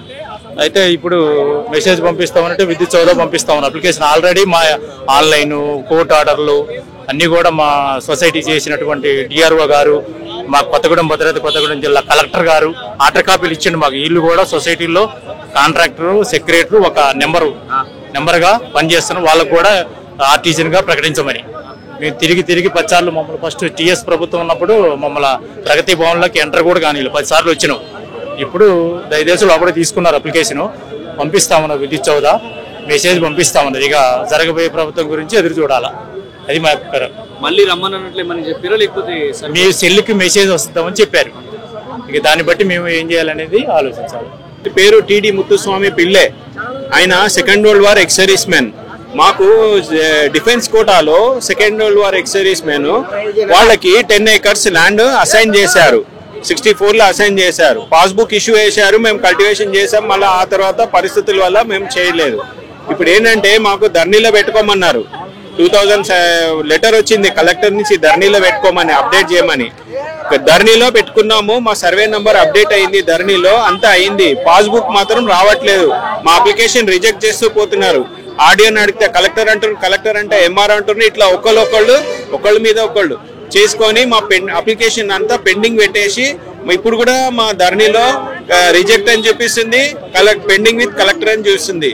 అయినా మేము ఇదే 2006లో రాజశేఖర రెడ్డి గారు సీఎం గా ఉన్నప్పుడు మేము కలిసి లెటర్ ఇచ్చినాను. ఇస్తే ఆ తర్వాత ఏమైందంటే ఆయన చనిపోయారు. మళ్ళీ ఆ తర్వాత కేసీఆర్ గారు వచ్చారు. ఆయన ధర్నీలో పెట్టమని చెప్పారు. మాకు కలెక్టర్ నుంచి ఆర్డర్ వస్తే పెట్టినాను, లెటర్ కూడా వస్తే. అప్లికేషన్ రిజెక్ట్ అవుతున్నాయి. మాకు పాస్బుక్ ఇవ్వట్లేదు, డిజిటల్ పాస్బుక్ ఇవ్వాలా. రైతు బంధు ఏ బెనిఫిట్ లేదు. 64లో అసైన్ అయింది, 50 ఏళ్ళు అయింది. ఇప్పటి వరకు మాకు ఏ బెనిఫిట్స్ రావట్లేదు. Please I request all collector, MRO and all department look in to the matter. మాకు పాస్బుక్ వచ్చేటట్టు చూడండి, అంతే మా రిక్వెస్ట్. ఇంకేం లేదు. మా భూమి మాకు ఇవ్వండి, మేము అంతే రిక్వెస్ట్ చేస్తున్నాం. అన్ని డాక్యుమెంట్స్ ఉన్నాయి మా దగ్గర. కలెక్టర్ నుంచి వచ్చింది, ఎంఆర్ఓ నుంచి, గవర్నర్ గారి నుంచి పిటిషన్ పెట్టుకున్నాను, ప్రైమ్ మినిస్టర్ నుంచి పిటిషన్ పెట్టుకున్నాను. అందరి దగ్గర నుంచి లెటర్స్ వస్తూనే ఉన్నాయి, పోతూనే ఉన్నాయి. కానీ మా యాక్షన్ మాత్రం అట్లాగే ఉన్నది. I request all the department look in to the matter and settle the soon as possible. మీరు ఎక్కడి నుంచి వచ్చారు? మీ పేరు? इसुगुड़ा सिर्रानौर से हमें सेंशन हुआ. आज देते कल देते बोल कैसे सता रहे हैं. प्रॉब्लम क्या है? ये डबल बेडरूम आना बोल के है हमारा प्रॉब्लम. और कुछ भी नहीं. 5 बेटे हैं मेरे, घर के काम पे जाता हूँ. इन्हों टेम्पररी है, ये लेबर काम पे जाते हैं. कभी मिलता कभी नहीं मिलता. ये गुजारिश है सीएम साहब के पास आई मैं, मेरा काम होना बोल के डबल बेडरूम दिए तो बहुत अच्छी बात है. अंदर ऑफिसर्स क्या बोला जी आपको? देते आज देते कल देते बोले. अब तो भी आई मैं अप्लाई करने, देने आई है पूरे. नहीं दिया अभी तक नहीं दिए साहब हमारे को. पूरा सेंशन हुआ. कलेक्टर साहब भी ओके करे, एमआरओ साहब भी ओके करे. ऑलरेडी आईडिया साहब भी पहले आप कहाँ पे कंप्लेंट नहीं दिया? नहीं दिए. गोपीनाथ के पास गए थे. आज आता जरा सबर करो, लेट होती आता बोल को बोले. फिर वो गवर्नमेंट में क्या हुआ? सेंशन हुआ नहीं पूछ रहे साहब. कौन भी गरीब है, कौन पूछेंगे बोलो हमारे को. आपको डबल बेडरूम अप्लाई करा था? अप्लाई करे साहब, 10 साल हुआ अप्लाई करके. सेंशन को 3 साल हुआ. आ जाता कल आता बोल को. आईडिया कलेक्टर साहब का नहीं फिरे, एमआरओ साहब का नहीं फिरे, आईडिया में भी फिरे साहब. आ जाता कल आता बोल को. ऐसे सता रहे साहब हमारे को. अब लेटर भी है सीएम का, देखो पाशा खदरी हसन साहब का भी लेटर है. उन्होंने भी दियो का जल्द से जल्द बोल को दिए हमारे लेटर. हम पूरे अभी तक कौन भी रिक्वेस्ट नहीं करे साहब. हमारा सीएम साहब के पास है तो होता बोल के आए. देखो साहब कितने बजे आए जी आप यहाँ पे? शाम 7 बजे है साहब. 7 बजे आए. 7 बजे. अब कौन रहते बोल के बोला उन लोग? यहाँ कोई मिनिस्टर से कहते? हाँ मिनिस्टर है साहब. सीएम साहब रहते बोल के आए साहब. हमें देना बोल के उनके हाथ को. अगर सीएम साहब अंदर नहीं है तो आप क्या करते जी? मिनिस्टर उनके हाथ में देते साहब. हमें जल्द से जल्द हमारे को दे देना. मैं 5 बेटे हैं मेरे, बहुत गुजारिश है, बहुत दुआ देता मैं इनको. మీ ప్రాబ్లం ఏంటి? మీరు ఎక్కడి నుంచి వచ్చారు? నా పేరు M Prabhakar ji, post village Kodugal, Jadcherla మండలం, మామనాడు జిల్లాకి వెళ్ళి వచ్చిన. 262 నెంబర్లో 12 ఎకరాల 17 గుంటల భూమి ఉంటే మా పెద్దనాన్న కోడలు దానికన్నా ఆమెకు సగం వాటా ఇవ్వాలి. 6 ఎకరాల 7 గుంటలకు 7 ఎకరాల 7 గుంటలు అమ్మింది. మిగతా బీఆర్ఎస్ టీఆర్ఎస్ లీడర్లను పెట్టింది. ఎవరికి చెప్పుకుంటారో ఏం చేసుకుంటారో చేసుకోపోవడానికి అన్నది. పంచాయతీ సెక్రటరీని అడిగితే డబుల్ బెడ్రూమ్ కట్టి అంటే అప్పుడు కట్టలేదు బీఆర్ఎస్ ప్రభుత్వంలో. ఇప్పుడు కూడా పెట్టుకుంటే జాగా లేదంటాడు. పంచాయతీ సెక్రటరీని ఎంబడే ట్రాన్స్ఫర్ చేయాలి లేదా సస్పెండ్ చేయాలి. ఖాళీ జాగా ఉన్నా కానీ లేదని రాసుకపోతాడు. డెత్కు పైసలు, బర్త్కు పైసలు, ప్రతి ఒక్క దానికి పైసలు, పర్మిషన్ పైసలు అడుగుతుంది సెక్రటరీ. 15 ఏళ్ల నుంచి వాళ్ళ రిజిస్ట్రేషన్ పాలన గురించి ఆయన అక్కడనే చేస్తుండు. ఆయన నేటివ్ ప్లేస్ విలేజ్ జగనాలపల్లి మండల్ మిర్జిలు ఉమ్మడి మహబూబ్నగర్ జిల్లా జడ్చన ఉంటాడు. కోడుగాలకు వచ్చి పంచాయతీ సెక్రటరీగా డ్యూటీ కరెక్ట్ చేయడు. ఆయనకు నాకు పడదు, కొడతా సంపద పోలీసులతో నోటిపిస్తా, బీఆర్ఎస్ లీడర్లతో నోటిపిస్తా అంటాడు. లోకల్ పోలీసులకు ఫోన్ చేస్తా అంటాడు. ఎన్నుకుంటే వదులుకోపోవాలంటాడు. ఫోన్ చేసుకుంటే చెప్పులతో కొట్టుకోపోవాలంటాడు.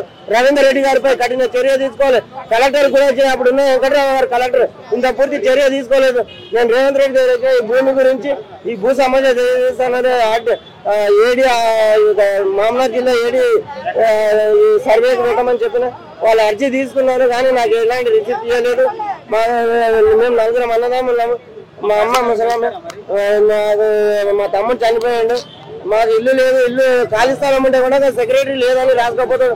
మన ప్రజాపాలన కూడా ఇచ్చిన రిసిప్ట్ ఇచ్చినా కానీ లేదని అంటాడు. అతను ఎంబడే ట్రాన్స్ఫర్ అన్న చేయాలి లేకపోతే సస్పెండ్ అన్న చేయాలి సెక్రటరీని. ఇంకోటి ఊర్లో టీఆర్ఎస్ లీడర్లు బీఆర్ఎస్ లీడర్ ఓటే పోలీసులు పట్టిస్తాం. మీ ఎమ్మెల్యేని గెలిపిస్తున్నావు జనంపల్లి అనంతరెడ్డిని జడ్జల కాన్ఫరెన్స్కి వెళ్ళి అని అంటారు. మీకు కాంగ్రెస్ లీడర్ అంటే నేను భారత్ జోడో యాత్రలో పాల్గొన్నా. గట్పాపలో ట్రైనింగ్ చేసిన ఎన్టీసీ ట్రైనింగ్, అఖిల భారత కాంగ్రెస్ సేవాదళ విశాఖ అని ట్రైనింగ్ చేసిన. అక్కడ సర్టిఫికెట్ ఉంది, ఇక్కడ ఉంది. నాకు 2 దిక్కుల సర్టిఫికెట్ ఉంది, 2 దిక్కుల కార్డులు ఉన్నాయి కూడా. నేను రేవంత్ రెడ్డి సార్ దగ్గర కలవడానికి వచ్చినా కలవలేదు. నాకున్న సమస్య ఇది. నన్ను ఊళ్ళో ఎక్కువ కొడతాం, చంపుతాం, ఊళ్ళో ఏడాది భూమి గురించి ఇస్తే చంపుతాం, ఇల్లు గురించి ఇస్తే చంపుతాం అని ఊళ్ళో పెద్ద సర్పంచ్ బీఆర్ఎస్ లీడర్లు టీఆర్ఎస్ లీడర్లు అంటారు. పోలీస్ స్టేషన్కి ఫోన్ చేస్తామంటారు, పోలీసు వాళ్ళతో కొట్టిపిస్తామంటారు. నాకేమన్నా అయినా కానీ వాళ్ళు BRS TRS panchayat secretary police వాళ్ళదే బాధ్యత అని నేను మరీ చెప్తున్నాను. నా address post village Kodagal mandal Jadcherla district Mahabubnagar Telangana. Pin code number 599301 M Prabhakar ji Kodagal साहब लेटर ये 2 डबल बेडरूम का अभी ये पकड़ो सैंक्शन हो गया तो है ना साहब. टीआरएस गवर्नमेंट में सैंक्शन हो गया, कांग्रेस गवर्नमेंट है ना. तो मैं रेवंत रेड्डी साहब को लेटर दिया साहब मेरे को पट्टा देना जल्द से जल्द बोल के. और उनको बहुत बहुत सलाम मेरा दुआ साहब. जल्द से जल्द मेरे को पट्टा होना. 5 बेटियां है मेरे को, किराए का घर है साहब. 12,000 रुपये तनख्वाह है, नहीं बस हो रहा मेरे को. बहुत मुश्किल चल रहा. मैं वर्कर यहाँ का ही हूँ, तेलंगाना का. नामपल्ली में थे नामपल्ली. अब यहाँ इसुगुड़ा श्रीरामनगर इसुगुड़े में हूँ साहब. अंदर ऑफिस सर वाले क्या बोले थे आप? आता तुम्हारे को आता पूरा हो गया ना, एप्लीकेशन दिए ना अम्मा, आता तुम्हारा जरूर पूरा हो गया तुम्हारा बोल के बोल रहे. तो चाबियां पट्टा होना. लिस्ट में भी है हमारा जो भी है साबित करना. अभी सीएम साबित इंसाफ करना. लिस्ट में भी है मेरा खैरुनिसा, मेरा नाम खैरुनिसा है, इनका नाम शेख अली बाबा है. पूरा जाके दिए एप्लीकेशन दिए साहब. अब तक कुछ भी रिक्वेस्ट नहीं हुआ हमारे को, अभी तक नहीं मिला पट्टा. आज भी चाबी भी नहीं मिला. लिस्ट में भी है, कलेक्टर साहब भी करे, श्रावण कुमार साहब भी करे, रंजित साहब भी करे साहब, असद साहब का भी लेटर है साहब हमारे का. जो भी है वो साबित करना मेरे को. पूरा गुजारिश लेके आई. देखो साहब मैं बहुत बहुत ये करती हूँ. मैं मालूम है 6 बच्चा है मेरे को, घर का किराया नहीं निकल रहा साहब. मेरे को 6,000 किराया, 6,000 किराया है मेरे को. जो भी है सीएम साबित करना साहब. मेरे को पट्टा नहीं चाहे जरूर देना. देखो ये असद साहब का भी लेटर है, इसका भी लेटर है साहब मेरे का. नहीं बादशाह कादरी का भी है. देखो ये पूरा एप्लीकेशन दी साहब मैं अंदर जाके. ये रंजित रेड्डी साहब, ये रंजित साहब का भी है. ये तो हमारे को 6 बेटे साहब रिक्वेस्ट है हमको जल्द से जल्द चाबियां दिए तो अच्छा रहता साहब. चाबियां देना साहब. इंद्रम्मा इल्लू के अभी देते बोल रहे ना साहब, वो सभी तो देना, चाबियां वो दिए देना. तो हमको बस है साहब. మాది సిద్దిపేట డిస్టిక్ దుబ్బాక డివిజన్. గత 17 సంవత్సరాల నుంచి మేము కాంట్రాక్ట్గా చేస్తున్నాము. మేము 2 ANMs. ఈరోజు ప్రజావానికి మేము రెగ్యులర్ కావాలని లెటర్ ఇవ్వడం జరిగింది. ఈరోజు మా కష్టాలను చూసి ఎట్లాగో సార్ రెగ్యులర్ చేయాలని మా యొక్క మనవి. ఇంతకు ముందు గవర్నమెంట్ లో మీకు అసిస్టెన్స్ ఇవ్వలేరా? అంటే గవర్నమెంట్ కూడా మేము అప్పుడు కూడా లెటర్లు ఇచ్చినాము, రావడం జరిగింది, ధర్నాలు అన్ని అయినాయి. ఇప్పుడు కొత్తగా వచ్చింది కాబట్టి ఏదైనా సార్ మా సేవ చూసి గుర్తించి మాకు రెగ్యులర్ చేస్తాడన్న ఆశ కొద్ది వచ్చి లెటర్ ఇవ్వడం జరిగింది. ఎంతమంది వచ్చారండి మీరు ఇప్పుడు? మేము 8 మంది వచ్చినాం దుబ్బాక డివిజన్ కలిసి వచ్చారు ఒకే సమస్య గురించి. మరి ఇప్పుడు లోపట్ల మీరు చెప్పుకున్న తర్వాత మీకు అధికారులు మీతో ఏమన్నారు, ఏమని హామీ ఇచ్చారు? మీకు 4 days తర్వాత మెసేజ్ వస్తుంది మీకు అని చెప్పారు. అంటే మెసేజ్ లో ఏంటి, దాని అర్థం ఏంటి? మళ్ళీ రమ్మని పిలుస్తామని చెప్పారు. మెసేజ్ ని బట్టి 10 సంవత్సరాలలో మనకు తెలంగాణ వచ్చిన తర్వాత ఈ 10 సంవత్సరాలలో మేము వచ్చింది ప్రజావేదిక ఈ రోజే ఫస్ట్ టైం కాబట్టి మేము ఫస్ట్ టైం ఈ రోజు మేము రిక్వెస్ట్ లెటర్ ఇచ్చినాం. తర్వాత ఏమైతుంది అనేది అసలు మాకు కూడా అర్థమైతలేదు. ఒక 15 సంవత్సరాల నుంచి మాకు రెగ్యులర్ అవుతుందని మేము ఒక ఆశతోటి ఉన్నాం. కానీ ఈ 10 సంవత్సరాల్లో మాకు ఏది తెలియలేదు. మేము కాంగ్రెస్ హయాంలోనే మేము జాబ్ లో జాయినింగ్ కావడం జరిగింది. కాబట్టి ఇప్పుడు కొత్తగా కాంగ్రెస్ మళ్ళీ ఫామ్ అయింది కాబట్టి ఇప్పుడన్నా మాకు రెగ్యులర్ అవుతుందని ఆశకొచ్చి మేము ఫస్ట్ టైం ఇక్కడ అడుగు పెట్టినాం. సో దీనికి పరిష్కారం అంటే ఇంకా వాళ్ళు మీకు చెప్పలేదు. మళ్ళీ ఎప్పుడైనా రమ్మన్నారట్లేదు అంటే మండలాలకి ఫార్వర్డ్ చేస్తామన్నారు. మేము ఇచ్చిన రిక్వెస్ట్ మండలాలకు ఫార్వర్డ్ చేసిన తర్వాత మమ్మల్ని అక్కడ వెళ్ళి కలవమని చెప్పారు. మీరు అందరు కలిసి ఇప్పుడు సిద్దిపేట నుంచి వచ్చినాం. సిద్దిపేట మార్నింగ్ ఏ టైం వరకు వచ్చారు ఇక్కడికి? 5 o'clock బయలుదేరినాం. 8 వరకు వచ్చినందుకు ఫలితం ఉందనిపించిందా లేకపోతే ఏమనిపించింది? ఇప్పుడు అంటే ఈ 10 సంవత్సరాల మాకు అసలు నమ్మకం అనేది. మా తండ్రి పేరు రామయ్య. నేను బిక్నూరుకి వెళ్ళొచ్చిన. బిక్నూరు మండలం మాది. బిక్నూరు శివారులోనే మా స్థలం ఉంది, పట్టాభూమి. మాకు మా తాతల పేరు మీద, తాత పేరు లక్ష్మయ్య, ఆయన కీర్తిశేషులు. ఆయన తండ్రి పేరు వెంకయ్య. వాళ్ళ పేరు మీద ఉన్న భూమి ఇంతవరకు మా పేరు మీద చేస్తలేరు. పట్టాలు, పాస్బుక్, అసైన్మెంట్ ల్యాండ్ కాదు, పట్టాభూమి. మాకు అక్కడ స్థలం, ఇల్లు ఉన్నది, స్థల నివాసం కూడా ఉన్నది. అది మా పుట్టిన స్థలం అదే. మా తాతలు మా తల్లులు అంతా అదే స్థలం. మేము తహసీల్దార్ మేము రిప్రజెంటేషన్ ఇచ్చాము, కలెక్టర్ గారికి కూడా ఇచ్చాము. వాళ్ళు ఏం పట్టించుకుంటలేరు. ధరణిలో కూడా మా తాతల పేరు మీద భూమి వెళ్ళింది. మేము ఆ భూమిని నేను దున్నినా, అక్కడ వ్యవసాయం చేసిన. నేను 3వ తరగతి అక్కడనే చదివిన బిక్కూరులో. దాని తర్వాత కామారెడ్డికి వచ్చాము. మంత్రాలు తంత్రాలని మా నాన్న తీసుకొచ్చాము.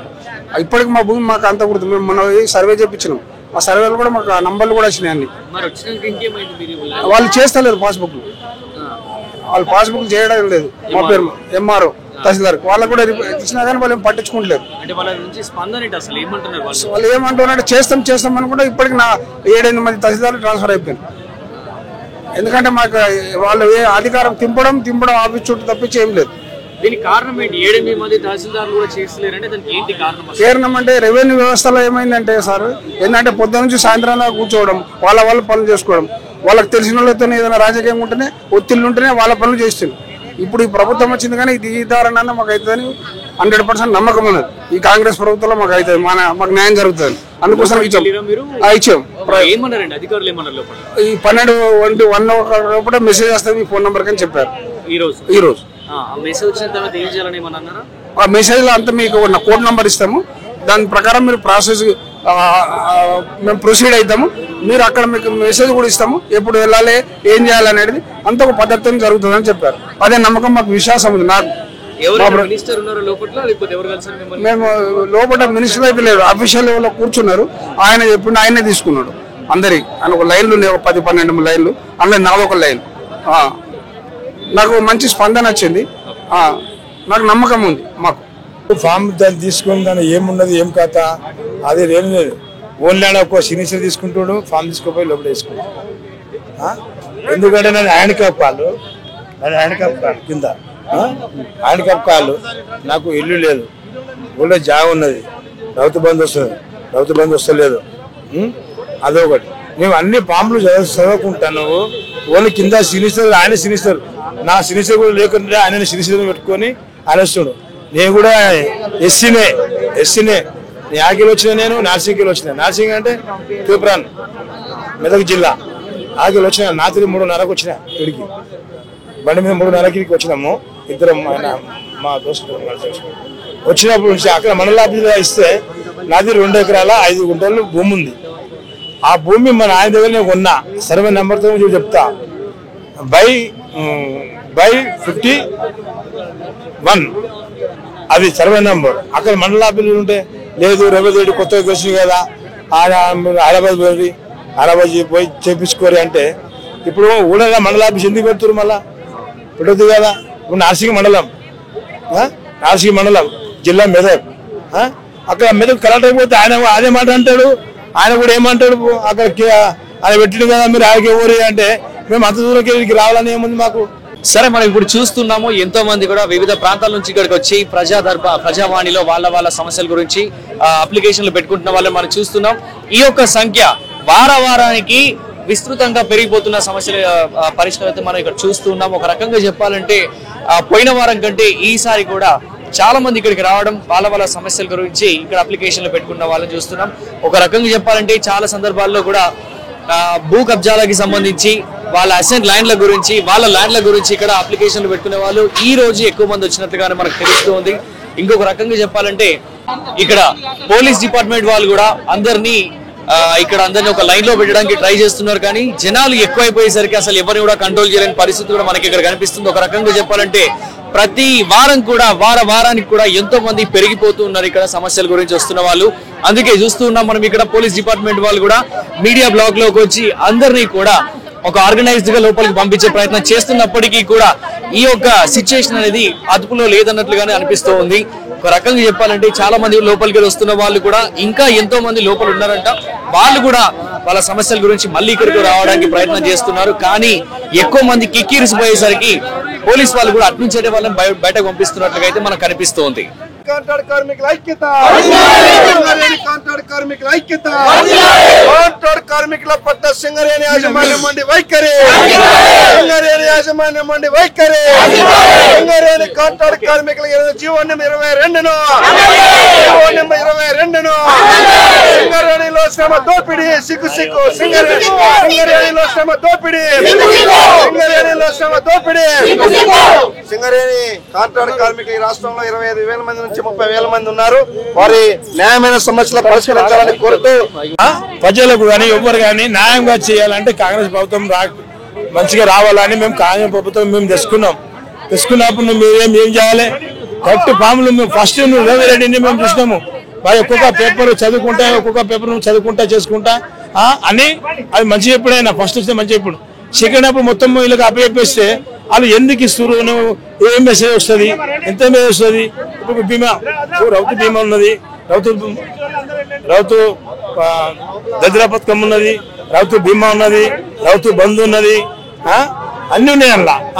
నేను ఎటు జట్టు ఆరోగ్యశ్రీ కార్డుతో సహా మొత్తము కొత్తగా అది పాతది ఆరోగ్యశ్రీ కార్డుతో సహా మొత్తము అప్లై చేసిన. మరి ఇవి ఎందుకు పెడుతున్నావు? ఇవన్నీ ఈ భూమి గురించి ఎందుకు పెడుతున్నావు అనే ఆ మాట అడగనీకి లేదా? Siddipet district Jaipur mandal land problem. ఎప్పుడు 1947 ఇచ్చిన ల్యాండ్ అది నాజం ప్రాబ్లం ఉన్నప్పుడు. అది ఇప్పుడు మా వాళ్ళు మక్కుల పొలం చేసినంటే మొత్తం మాదేది మీది కాదు అని చెప్పి ఈ మొత్తం మాదేది మీది కాదు మమ్మల్ని కొడుతురు మమ్మల్ని కొడుతూ చేన చెప్తారు మీకు అతనికి కలెక్టర్ ఆఫీస్కి పోయినాం, ఎంఆర్ఓ రాసిరు, ఎంఆర్ఓ దగ్గర పోయినాం, మీషోలో పెట్టంటాను, మీషోలో పెడితే ఈ పిఎఫ్లు ఉంది అంటారు, ఈ పిఎఫ్లకి వెళ్ళేసా కాదంటారు, మా పేరు మీద ఎక్కియమంటే. మేము కిరోసిన్ రిటైల్ డీలర్ల సంక్షేమ సంఘం తరఫున వరంగల్ నుంచి వచ్చాము. స్టేటు మొత్తం రాష్ట్ర కమిటీ మీద మేము వచ్చడం జరిగింది. మేము రాష్ట్ర కమిటీలో మొత్తం 1600 చిల్లర మేము కిరోసిన్ డీలర్లో ఉన్నాం. గత ప్రభుత్వంలో మొత్తం కిరోసిన్ మొత్తం తీసేసిండ్రు, మాకు ఏం ఆధారం లేకుండా చేసిండ్రు. మేము దాదాపు 40 సంవత్సరాల బట్టి దీని మీద ఆధారపడి బతుకుతాను. గత ప్రభుత్వంలో మమ్మల్ని ఆదుకోమని చెప్పి మాకు సాయం చేయాలని చెప్పి ఎన్నిసార్లు కోరినా కానీ వాళ్ళు ఎవరిని కలవనీయలేదు. సీఎం గారిని కలవనీయలేదు, మంత్రులను కలవనీయలేదు, ఎవరిని కలవనీయలేదు. ఎవరైనా అధికారులను ఇట్లా కలిస్తే వాళ్ళు ఏమన్నారంటే సీఎం గారికి కలితేనే మీ సమస్య పరిష్కారం అవుతా అని చెప్పారు. మరి ఇప్పుడు ప్రజావానికి దగ్గరకు వచ్చినాం, మరి మేము మమ్మల్ని ఆదుకోవాలని కోరుతాను. వాళ్ళ ఒక అధికారి కలిసి లెటర్ ఇట్లా తీసుకున్నాడు. ఆ సమస్య ఏంటంటే అన్ని వివరాలు చెప్పడం జరిగింది. మీది సివిల్ సప్లై సెక్షన్ కాబట్టి ఆ సెక్షన్ వల్ల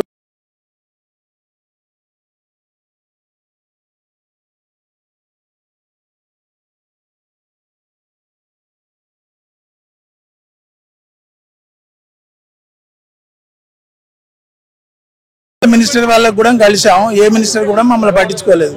సీఎం గారి దృష్టికి పోతేనే మీ సమస్య పరిష్కారం అవుతా అని చెప్పారు. మరి ఇప్పుడు రేవంత్ రెడ్డి గారికి లెటర్ ఇవ్వడం జరిగింది.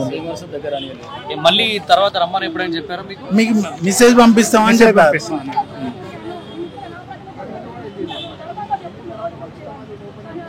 సమస్య గురించి వచ్చి నా పేరు బెల్లాబ్ దుర్గారావు, తెలంగాణ బీసీ ఫెడరేషన్ కులాల సమితి రాష్ట్ర అధ్యక్షుడిని. యాక్చువల్గా మేము ఈ రోజు రావడానికి గల కారణం ఏంటంటే మన ముఖ్యమంత్రి గారు గౌరవనీయులు యనమల శ్రీ రేవంత్ రెడ్డి గారు అందరికీ కూడా మేము తమ సమస్యలను చెప్పుకోవడానికి ఈ ప్రజావాణి ద్వారా ఒక అవకాశం కల్పించామని చెప్పారు. కాబట్టి కొండంత ఆశలతో మేము ఇక్కడికి రావడం జరిగింది. వాస్తవానికి లోపలికి వెళ్ళిన తర్వాత చూస్తే ఇదిగో చూడండి, మేము ఒకటే అడిగాం. ఏమడిగాం?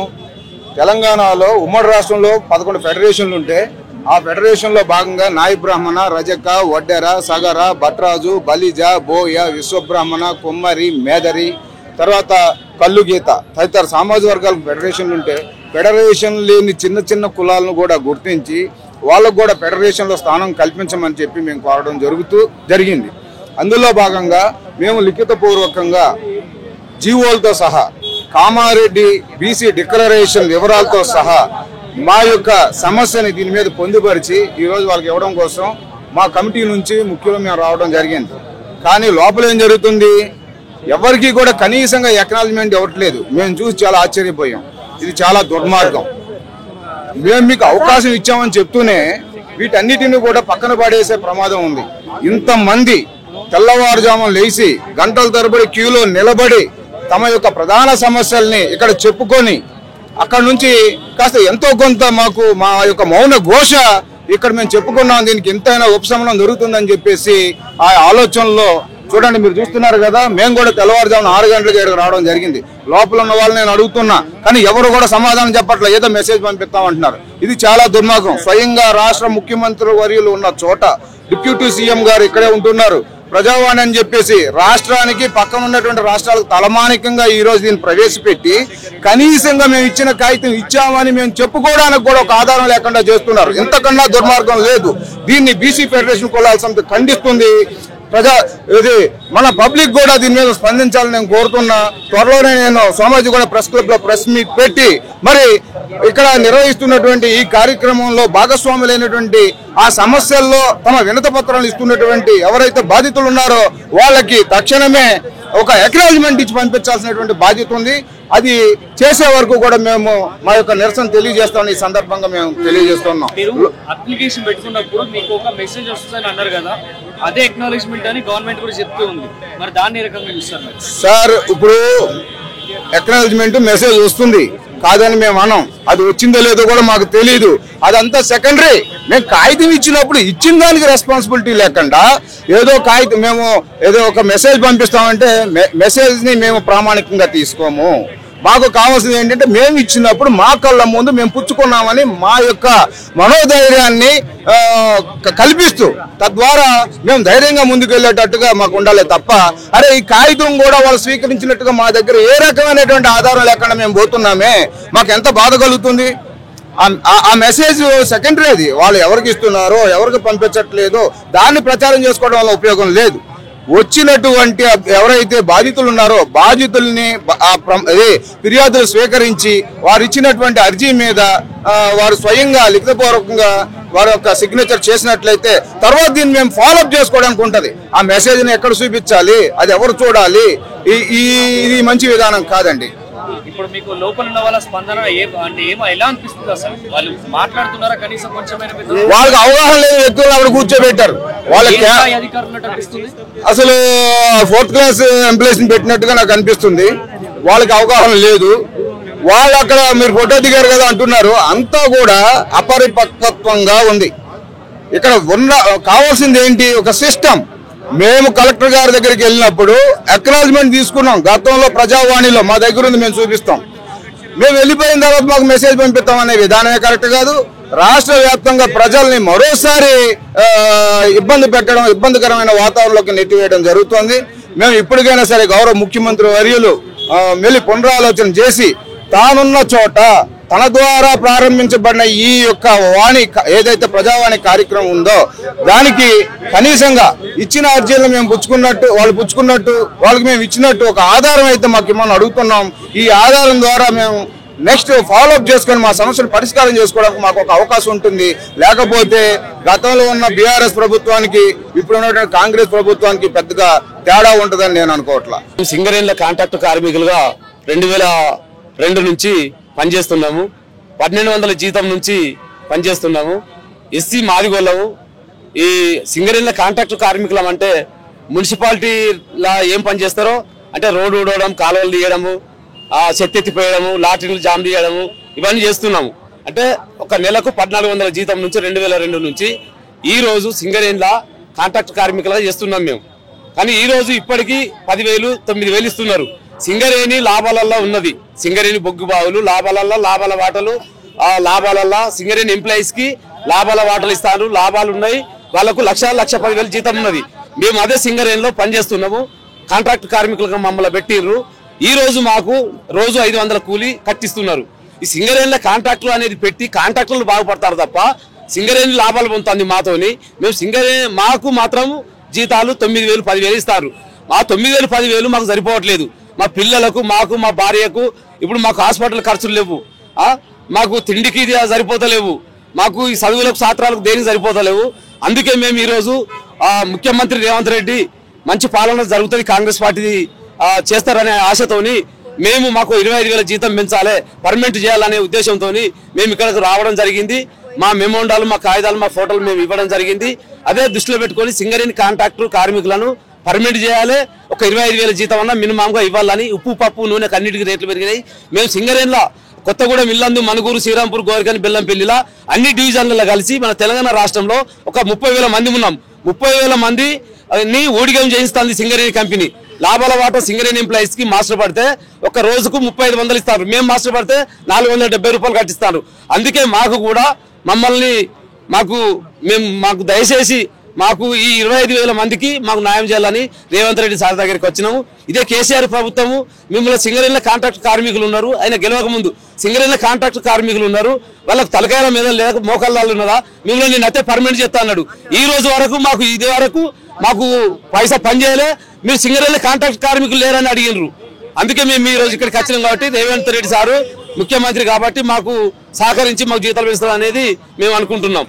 ఇప్పటివరకు మీరు ఎప్పుడు కూడా మీ పై అధికారులని మీకు జీతాలు పెంచండి అని కానీ మిమ్మల్ని పర్మనెంట్ చేయమని కానీ ఎప్పుడు అర్జీ పెట్టుకున్నారు మీరు అక్కడ? మీ పై చాలా సార్లు పెట్టుకున్నాం.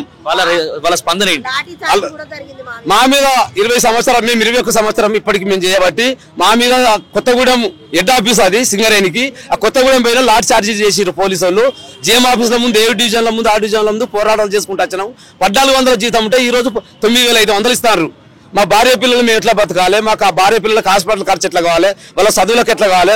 ఉప్పు, పప్పుకు, నూనెకు అన్నిటి రేట్లు పెరిగినాయి. కాబట్టి దాన్ని దృష్టిలో పెట్టుకొని ఇప్పుడు కనీసానికి ఒక 25,000 జీతం ఇవ్వాలనేది మా ఉద్దేశం. రేవంత్ రెడ్డి మాకు ఇవ్వాలనేది మా ఉద్దేశం.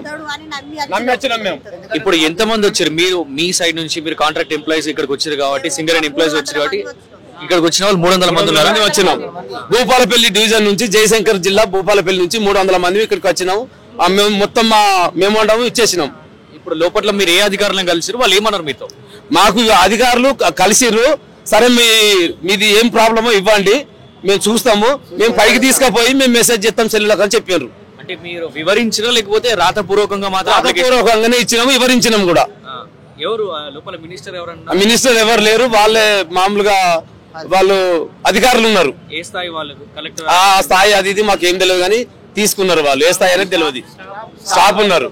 ఇప్పుడు ఎన్ని రోజులలో దీంట్లో పరిష్కారం కానీ లేకపోతే దీనికి మాకు ఏం హామీ చెప్పలేదు. మీ సెల్ మెసేజ్ వస్తుంది అప్పుడు మీరు అనేది చెప్పిండ్రు అంతే. ఇప్పుడు ఎవరికైనా బదిలీ చేస్తున్నాం ఈ యొక్క సమస్యని చెప్పేసి కూడా ఎవరికి కూడా ఏం చెప్పలే మాకు. మరి ఇప్పుడు ఏమనుకుంటున్నారు? మీ సమస్య తీరుతుందని మీరు అనుకుంటున్నారా లేకపోతే అసలు ఏమనుకుంటున్నారు? మేము సమస్య తీరుతారా అనే దాని మీదనే వచ్చినాం మేము, నమ్మకం మీద. కానీ తీరుపరా అనేది తర్వాత వాళ్ళ ఇష్టం. ఇక వాళ్ళు ఏం చేస్తారో తెలియదు. రేవంత్ రెడ్డి సార్ మాకు న్యాయం చేస్తాడు అని ఆయనని గెలిపియాలనే ఉద్దేశంతో మేము గెలిపించినాము. ఆయనను ఓడియాలి, ఆయనను గెలిపియాలి. 10 ఏళ్ల పరిపాలన మాకు ఏం చేయలే, మాకు అన్యాయం చేసిండు. రేవంత్ రెడ్డి సార్ అత్తనే మాకు న్యాయం జరుగుద్ది అనే ఉద్దేశంతో మేము అందరం అనుకున్నాము. ఆయనని గెలిపించినాము, మాకు న్యాయం చేస్తాడని మేము నమ్ముతున్నాము. కేసీఆర్ కేసీఆర్ ఫస్ట్ గెలిచినప్పుడు మాకు సింగరేణిలో జయశంకర్ జిల్లాకు వచ్చినప్పుడు నేను గెలుచుడుతోటే మీకు కాంట్రాక్ట్ కార్మికులందరినీ పర్మనెంట్ చేస్తానని ఆశతోటి మేము 2 సార్లు గెలిపించడం జరిగింది. మాకు ఆయన ఉన్న రోజులు ఒక్క రూపాయి కూడా మాకు సాయం చేయలేదు. అది దృష్టిలో పెట్టుకొని రేవంత్ రెడ్డి సార్ మాకు మా న్యాయం చేస్తాడని దృష్టిలో పెట్టుకొని మేము ఓట్లేసి గెలిపించుకున్నాం. మాకు న్యాయం జరుగుతుంది అనుకుంటున్నాం మేము అందరం. ఎలక్షన్ ముందు మన రేవంత్ రెడ్డి గారు కూడా వచ్చారు. మా బాధలు మా గాథలు కూడా చెప్పుకున్నాం. అయ్యా మా రోజు మా పరిస్థితులు ఈ చేసే 450 రూపాయలు మాకు సరిపోతలేదు. మా పిల్లలకు గనకైనా ఆపద వస్తే మేము బయట అప్పు తీసుకొచ్చుకొని బతకవలసి వస్తుంది. ఆ మిత్తి కట్టలేకపోతున్నాం సార్. అయ్యా మాకు ఎట్టి పరిస్థితుల్లో మాకు మాత్రం మీరు న్యాయం చేయండి. కాంగ్రెస్ ప్రభుత్వం ఖచ్చితంగా గెలిపించుకుంటాం. ధీమతోటి సార్ను కూడా గెలిపించుకున్నాం. ప్రభుత్వం వచ్చేసింది. ఇప్పుడు కూడా మాకు ఖచ్చితంగా జీతం మాకు 22,000 జీతం ఫస్ట్ కేటగిరీ జీతం రావాలని చెప్పి మేము సార్ ఓట్లు వేసి గెలిపించుకొని ఇప్పుడు మాకు కావాలని చెప్పేసి మేము వచ్చినాం సార్. మాకు ఆ జీతం సరిపోతలేదు. ఎప్పుడన్నా కనుక నాగాలు అటు ఇటు పోతే మాకు పెనాల్టీలు కూడా పడుతున్నాయి. ఆ పెనాల్టీ కూడా మేము చేసే జీతం తక్కువ చేసేది ఉంది కదా, 4-5 పోయిందనుకో, దాని నుంచి ఆ 4-5కు రోజు 300 చొప్పున కట్ చేస్తే చేసింది కూడా పోతుంది. అయ్యా రేవంత్ రెడ్డి గారికి మేము ఒకటే విన్నాము, మాకు ఆ పెనాల్టీ బంద్ చేసి మాకు ఎంతో కొంత మెరుగ్గా మా పిల్లలు బతకాలన్నా మేము బతకాలనుకుంటే మా పిల్లలు హాస్పిటల్లో ఉన్నా ఏదైనా అయితే బయట అప్పు తెచ్చుకొని బతకాల్సి వస్తుంది. ఆ జీతం మాకు ఏం లేని అనాథలం. మేము ఎవరో కూడా ఎకరం భూమి లేదు. ఆ దాని మీద లెక్కలు వేసుకొని ఇక ఇప్పుడు 10 ఏళ్ళ నుంచి టీఆర్ఎస్ పార్టీ వస్తే గెలుస్తుందని మన టీఆర్ఎస్ అయితే మన తెలంగాణ ప్రజలందరూ బతుకుతారనుకున్నాం. ఆ బతికే దారి మనకు లేకుండా అయిపోయింది. ఈ కాంగ్రెస్ ప్రభుత్వం వస్తే రేవంత్ రెడ్డి గారు మనకు ఒక మాట ఇచ్చేసారు. ఏమని, మీ కాంగ్రెస్ మీ కాంట్రాక్ట్ కార్మికులు ఖచ్చితంగా మీకు ఎంతో కొంత మేరకు నేను చూస్తాను హామీ ఇచ్చుడుతోటే మేమందరం కూడా కాంగ్రెస్ పార్టీకి మేము ఓట్లు వేసి ప్రభుత్వం తెచ్చుకున్నాం. మా ఏరియా ఎమ్మెల్యే గండ్ర సత్యనారాయణ గెలిపించుకున్నాం. ఇప్పుడు కూడా మాకు మా గండ్ర వెంకటరామ మన సత్యనారాయణ గారు ఈ ముఖ్యమంత్రి గారు మా మీద మాకు సరిపోతలేదు జీతం. అంటే ప్రజల కోసం పట్టించుకోండి ఎవరైనా. ఇంతకు ముందు టీఆర్ఎస్ ఉన్నప్పుడు ఎవరినైనా మీడియా వాళ్ళని పిలిస్తే మేము రాము.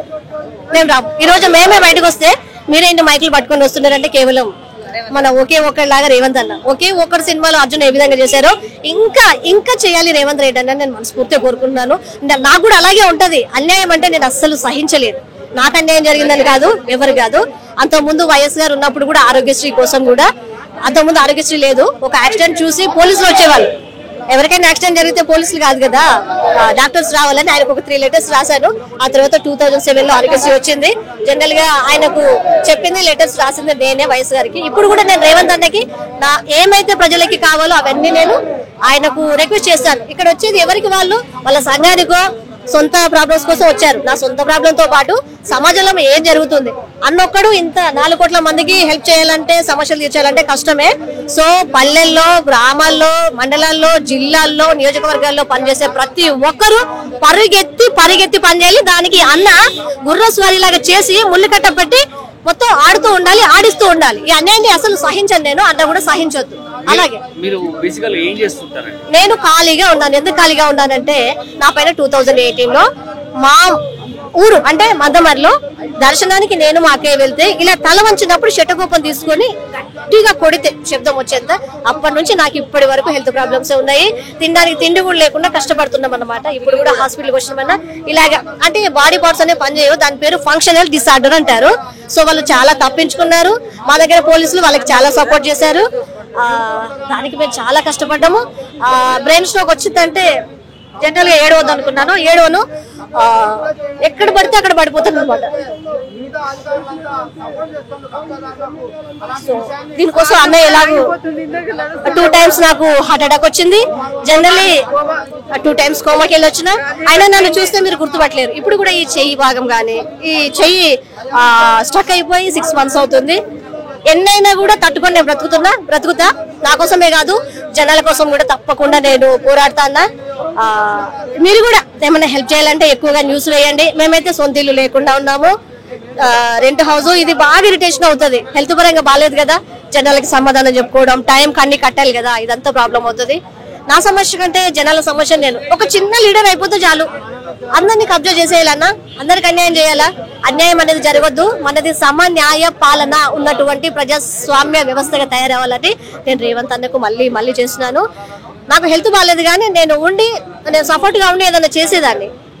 చూడండి మాట్లాడితేనే ఇదంతా లాగేస్తుంది, నాకు ఒక లాగుండదు. మీకు ఏమంటారు అది డెమోలో చూపించాలి లైవ్ లో అంటే నేను ఒక ట్రిప్ ఓవర్ వేసుకుంటే ఇక్కడ పడిపోతే మినిమం 12 hours 24 hours కాదు కానీ 12 hours అయితే మీరు ఎవరు లేపినా నాకు తెలియదు.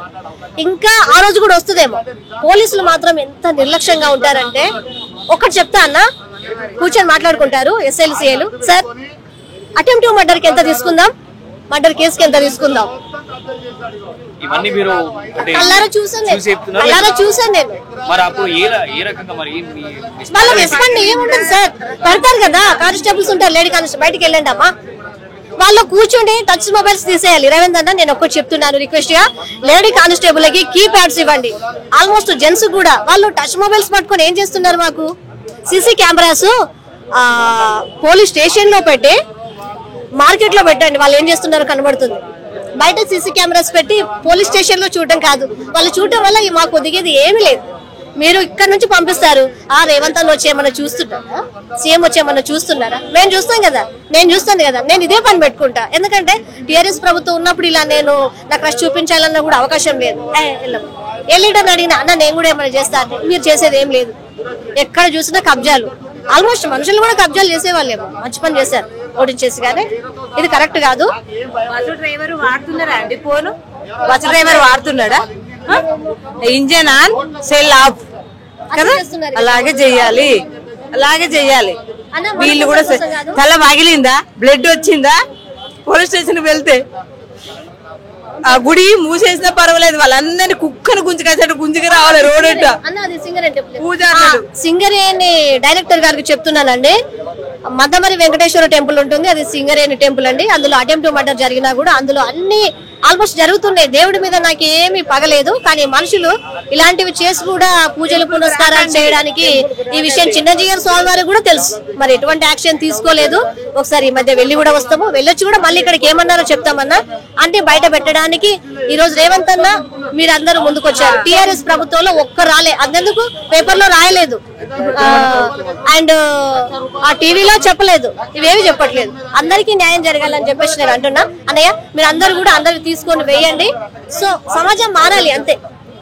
ఎంత మనకు రాజ్యాంగంలో ఆస్తి హక్కు లేదు.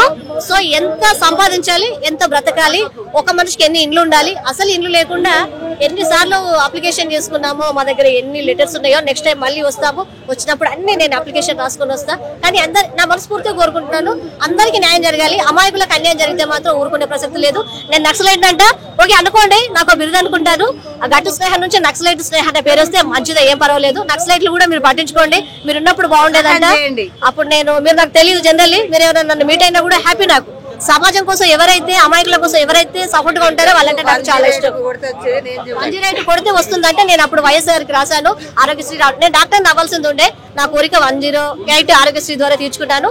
ఇక మీదట ఇప్పుడు నాకు ఉన్నటువంటి అంబిషన్ ఏంటంటే సమన్యాయ పాలన, న్యాయం అనేది కంపల్సరీ ఉండాలి. ఈ పోలీసులు ఎవరైతే ఉన్నారో సార్, నా కేసు గట్టు స్నేహ కేసు తెలుసు కదా, మిమ్మల్ని ఎలా చేయాలో ఏం చేయాలో రేవంత్ అన్న చూసుకుంటారు. నేను మిమ్మల్ని వదిలేది లేదు. స్టేషన్ లో 69లో పనిచేసినాం, జైల్లో పోయినాం 2 నెలలు. మాకు ఇంతవరకు ఏమి ఇయ్యలేదు. అంటే మీరు గవర్నమెంట్ నుంచి ఏం కోరుకుంటున్నారు అసలు? అంటే గవర్నమెంట్ నుంచి మాకు ఇంటి స్థలం కావాలని అంతే సార్. మాది వచ్చి సంగారెడ్డి జిల్లా గౌచల్ర విలేజ్ అంతే సార్. ఇప్పుడు లోపల అప్లికేషన్ పెట్టుకున్నప్పుడు వాళ్ళు మీతో ఏం చెప్పారు అసలు? ఖాళీ ఇంటిమేషన్ ఇస్తామని చెప్పేది అంతే, ఏం చెప్పలేదు. మీకు ఫోన్ లా ఇంటిమేషన్ ఇస్తాంలే. ఇంతకు ముందు ఉన్న గవర్నమెంట్ లో మీరు అసలు వాళ్ళతో ఏం చెప్పుకోలేదా? మీకు చెప్పుకున్నాం కానీ వాళ్ళు రానిస్తే కదా, ఇక్కడ నుంచి ఎలా కొట్టేసిరా, మేము చెప్పుకోలేదు, వీల్లేదు మాకు. అప్పుడు దగ్గరలో ఉన్న అధికారులకు కానీ మీరేమన్నా ఏం ఇచ్చినాం కానీ ఏమి. ఇప్పుడు మీరు ఇక్కడికి ప్రజావానికి వచ్చారు కాబట్టి మీ సమస్య తీరుతుందని మీకు అనిపించిందా? వాళ్ళు ఏం మాట్లాడారు? మీకు ఇంటిమేషన్ ఇస్తామని చెప్పారు సార్, ఇంటిమేషన్ ఇస్తాం మీ పని అయిపోతుంది అని చెప్పేసి మెసేజ్ ఇస్తామని చెప్పారు సార్. దరఖాస్తు చేయడం కోసం వచ్చాం. దాన్ని ఉద్దేశించి ఈ కాంట్రాక్ట్ కార్మిక రాష్ట్ర ప్రధాన కార్యదర్శి మధు గారు మాట్లాడతారు. చెప్పండి సార్, అసలు దేని ఏంటి? ఇవాళ సింగరేణి వ్యాప్తంగా 25,000 మంది కాంట్రాక్ట్ కార్మికులు పనిచేస్తున్నాం. గత 14 సంవత్సరాలుగా కాంట్రాక్ట్ కార్మికుల జీతాలు పెంచట్లేదు. ఇవాళ కోల్ ఇండియాలో రోజుకి 1199 రూపాయలు కోల్ ఇండియాలో చెల్లిస్తుంటే అక్కడ అగ్రిమెంట్ అయినప్పటికీ సింగరేణిలో మాత్రం ఒప్పందాన్ని అమలు చేయట్లేదు. సింగరేణిలో మాత్రం కేవలం 504 రూపాయలు మాత్రమే చెల్లిస్తున్నారు. ఇవాళ సింగరేణిలో కాంట్రాక్ట్ కార్మికుల్ని శ్రమ దోపిడీ చేస్తున్నారు. కానీ సింగరేణి వ్యాప్తంగా ఉన్నటువంటి కాంట్రాక్ట్ కార్మికులు వాళ్ళ యొక్క జీతాలు పెంచాలనే దాంతో ఇవాళ 11 ఏరియాలో ఉన్న కాంట్రాక్ట్ కార్మికులు అందరం ఇవాళ ప్రజావాణికి రావడం జరిగింది. ప్రజావాణిలో సుమారు 100 మంది 11 ఏరియాల నుంచి 100 మంది కాంట్రాక్ట్ వర్కర్లు వ్యక్తిగత అప్లికేషన్లు కూడా ఇచ్చారు. సింగరేణి కాంట్రాక్ట్ కార్మిక సంఘం CIT తరఫున రిప్రజెంటేషన్ ఇచ్చాం. ఇవాళ 2022లో సెప్టెంబర్లో 18 రోజుల పాటు సమ్మె జరిగింది. ఆ సమ్మె కాలంలో సింగరేణి యాజమాన్యం జీవో నెంబర్ 22ని అమలు చేస్తామని చెప్పేసి హామీ ఇచ్చింది. ESI కల్పిస్తామని చెప్పేసి హామీ ఇచ్చింది. వేతనాలు పెంచుతామని చెప్పేసి హామీ ఇచ్చింది. ఏ ఒక్క హామీని కూడా ఈ రోజు వరకు అమలు చేయలేదు. ఇవాళ 2021లో జీవో నెంబర్ 22ని రాష్ట్ర ప్రభుత్వం విడుదల చేసింది. కానీ ఈ రోజు వరకు దాన్ని గెజిట్ చేయలేదు. దాన్ని కనుక గెజిట్ చేస్తే ఇవాళ సింగరేణిలో ఉన్న కాంట్రాక్ట్ వర్కర్లకి 21,000 రూపాయల వేతనం వస్తుంది. కానీ దాన్ని అమలు చేయాలని చెప్పేసి డిమాండ్ చేస్తున్నాం. కోల్బెల్ట్ ప్రాంతంలో సింగరేణి ఎన్నికలు జరుగుతున్నప్పుడు మొన్న అసెంబ్లీ ఎన్నికల్లో కూడా ముఖ్యమంత్రి గారు రేవంత్ రెడ్డి గారు స్వయంగా సింగరేణి ప్రాంతంలోకి వచ్చారు, రామగుండంకి వచ్చారు, ఇల్లెందుకు వచ్చారు. కాంట్రాక్ట్ కార్మికులందరం వినతి పత్రాలు ఇచ్చాం. ఆయన కూడా మా సమస్యల మీద రెస్పాండ్ అయ్యాడు, మాట్లాడాడు. అధికారులకు వచ్చిన తర్వాత కాంట్రాక్ట్ కార్మికుల జీతాలు పెంచుతామని చెప్పేసి హామీ ఇచ్చారు. ఇప్పుడు ఆ హామీని అమలు చేయాలని, కాంట్రాక్ట్ కార్మికుల జీతాలు పెంచాలని డిమాండ్ తోటి ఇవాళ మేము ప్రజావాణి వినతి పత్రాలు వ్యక్తిగతంగా ఇస్తున్నాం, యూనియన్లుగా ఇస్తున్నాం. ముఖ్యమంత్రి గారు మా సమస్యల మీద స్పందించాలని చెప్పేసి కోరుతా ఉన్నాం. 22 జీవో ప్రకారం మీకు రావాల్సిన వేతనం మీకు రావట్లేదు. గత ప్రభుత్వం మీకు ఏమైనా సపోర్ట్ చేసిందా? గత ప్రభుత్వం ఎటువంటి సపోర్ట్ చేయలేదు. గత ప్రభుత్వం ఉన్నటువంటి 10 సంవత్సరాల కాలంలో కాంట్రాక్ట్ కార్మికులకి ఏ ఒక్క మేలు చేయలేదు. ₹1 కూడా జీతం పెంచలేదు. రాష్ట్రంలో అన్ని డిపార్ట్మెంట్ జీతాలు ఎంతో కొంత పెరిగినాయి. కానీ 10 ఏళ్ల కాలంలో కాంట్రాక్ట్ కార్మికులకి ₹1 కూడా జీతం పెంచలేదు. సింగరేణి మీ కాంట్రాక్ట్ కార్మికులు అసలు కాంట్రాక్ట్ కార్మికులు లేరని చెప్పారంట గత ప్రభుత్వం సీఎం. గత ముఖ్యమంత్రి గారు కేసీఆర్ గారు అసెంబ్లీలోనే స్వయంగా కాంట్రాక్ట్ కార్మికులు లేరని చెప్పారు. ఇక కాంట్రాక్ట్ కార్మికులు లేకుండా సింగరేణి లేదు. ఒక్కరోజు కూడా బొగ్గును కనుక్కునే దగ్గర నుంచి బొగ్గును తీసే పని, ట్రాన్స్పోర్ట్ చేసే పని, సేల్ పీకింగ్, బెల్ట్ క్లీనింగ్, నర్సరీలోను చివరికి సింగరేణి ఆస్తులు రక్షించేటువంటి SNPCలో కూడా అన్ని డిపార్ట్మెంట్లో సింగరేణి కాంట్రాక్ట్ కార్మికులు ఉన్నాం. దీంట్లో ఉన్నారు, దాంట్లో లేరని లేదు. అన్ని డిపార్ట్మెంట్లో కాంట్రాక్ట్ కార్మికులు ఉన్నాం. ఇవాళ కాంట్రాక్ట్ కార్మికులు కనుక ఒక్కరోజు కనుక పనిచేయకపోతే సింగరేణిలో ఒక్క బొగ్గు పిల్ల కూడా బయటికి రాదు. ఒక్కరోజు కూడా సింగరేణి నడవదు. హైదరాబాద్ లో ఉన్నటువంటి సింగరేణి భవనం C&MD ఇంటి దగ్గర నుంచి మొదలుకొని గోలేట్లో క్షేత్రస్థాయిలో ఉన్న మైన్ వరకు అన్ని చోట్ల వాళ్ళ కాంట్రాక్ట్ కార్మికులు ఉన్నాం. ఇవాళ అధికారులను తీసుకెళ్లే కన్వేయన్స్ కాంట్రాక్ట్ డ్రైవర్లో పనిచేస్తున్న పరిస్థితి. పచ్చి అబద్ధాలు గత ముఖ్యమంత్రి గారు మాట్లాడారు. దీనిపైన మీరు ఎప్పుడైనా ధర్నాలు కానీ చర్యలు కానీ ఏమైనా తీసుకురా? ధర్నాలు గత 10 సంవత్సరాల కాలంలో సుమారు 3 సమ్మెలు జరిగినాయి. 2017లో 9 రోజుల సమ్మె జరిగింది. 2022లో 18 రోజుల సమ్మె జరిగింది. C&MD ఆఫీసులు ముట్టడించాం. హైదరాబాద్ లో ధర్నాలు చేశాం, నిరాహార దీక్షలు చేశాం. 11 ఏరియాల్లో కూడా GM ఆఫీస్ దగ్గర పెద్ద ఎత్తున ఆందోళన చేసినాం. అయినా గవర్నమెంట్ రెస్పాండ్ కాలేదు. నేను ఇది భూ సమస్య గురించి ధరణిలో భూమి నాది మా అన్న చేసుకున్నాడు. ఇద్దరు అన్నదమ్ములం అయితే ఇద్దరికి ఉంటది కదా.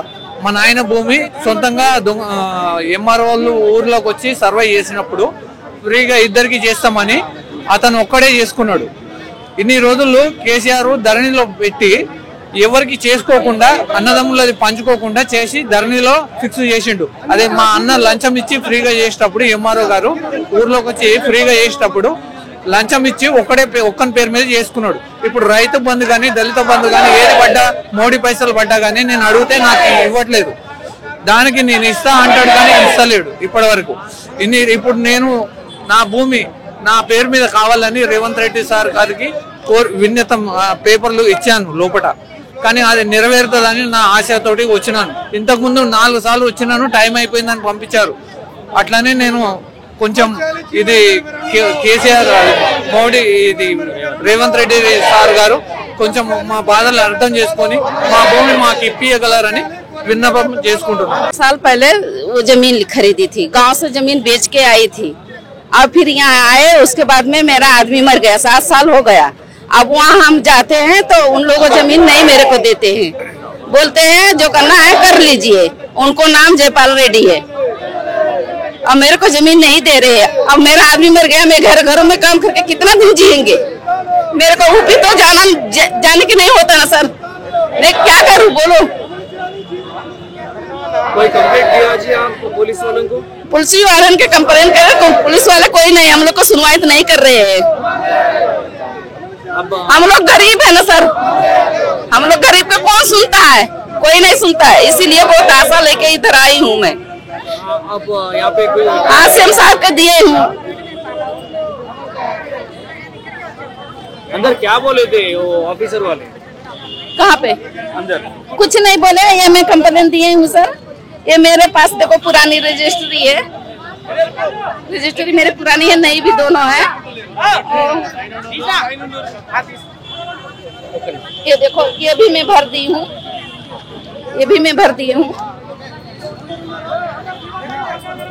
अब सर वाले क्या बोल रही थी आपको? कोई सर नहीं मिले, वो सर जो जमीन दिए से नहीं अंदर जाए थे ना, ये सर बोले फोन आएगा बोल को, ऐसा बोल रहे हैं। इससे ज्यादा कुछ नहीं बोले? नहीं कुछ नहीं बोले, फिर मैं क्या करूं बोल को, मैं बहुत परेशान हूँ। ये देखो कंप्लेंट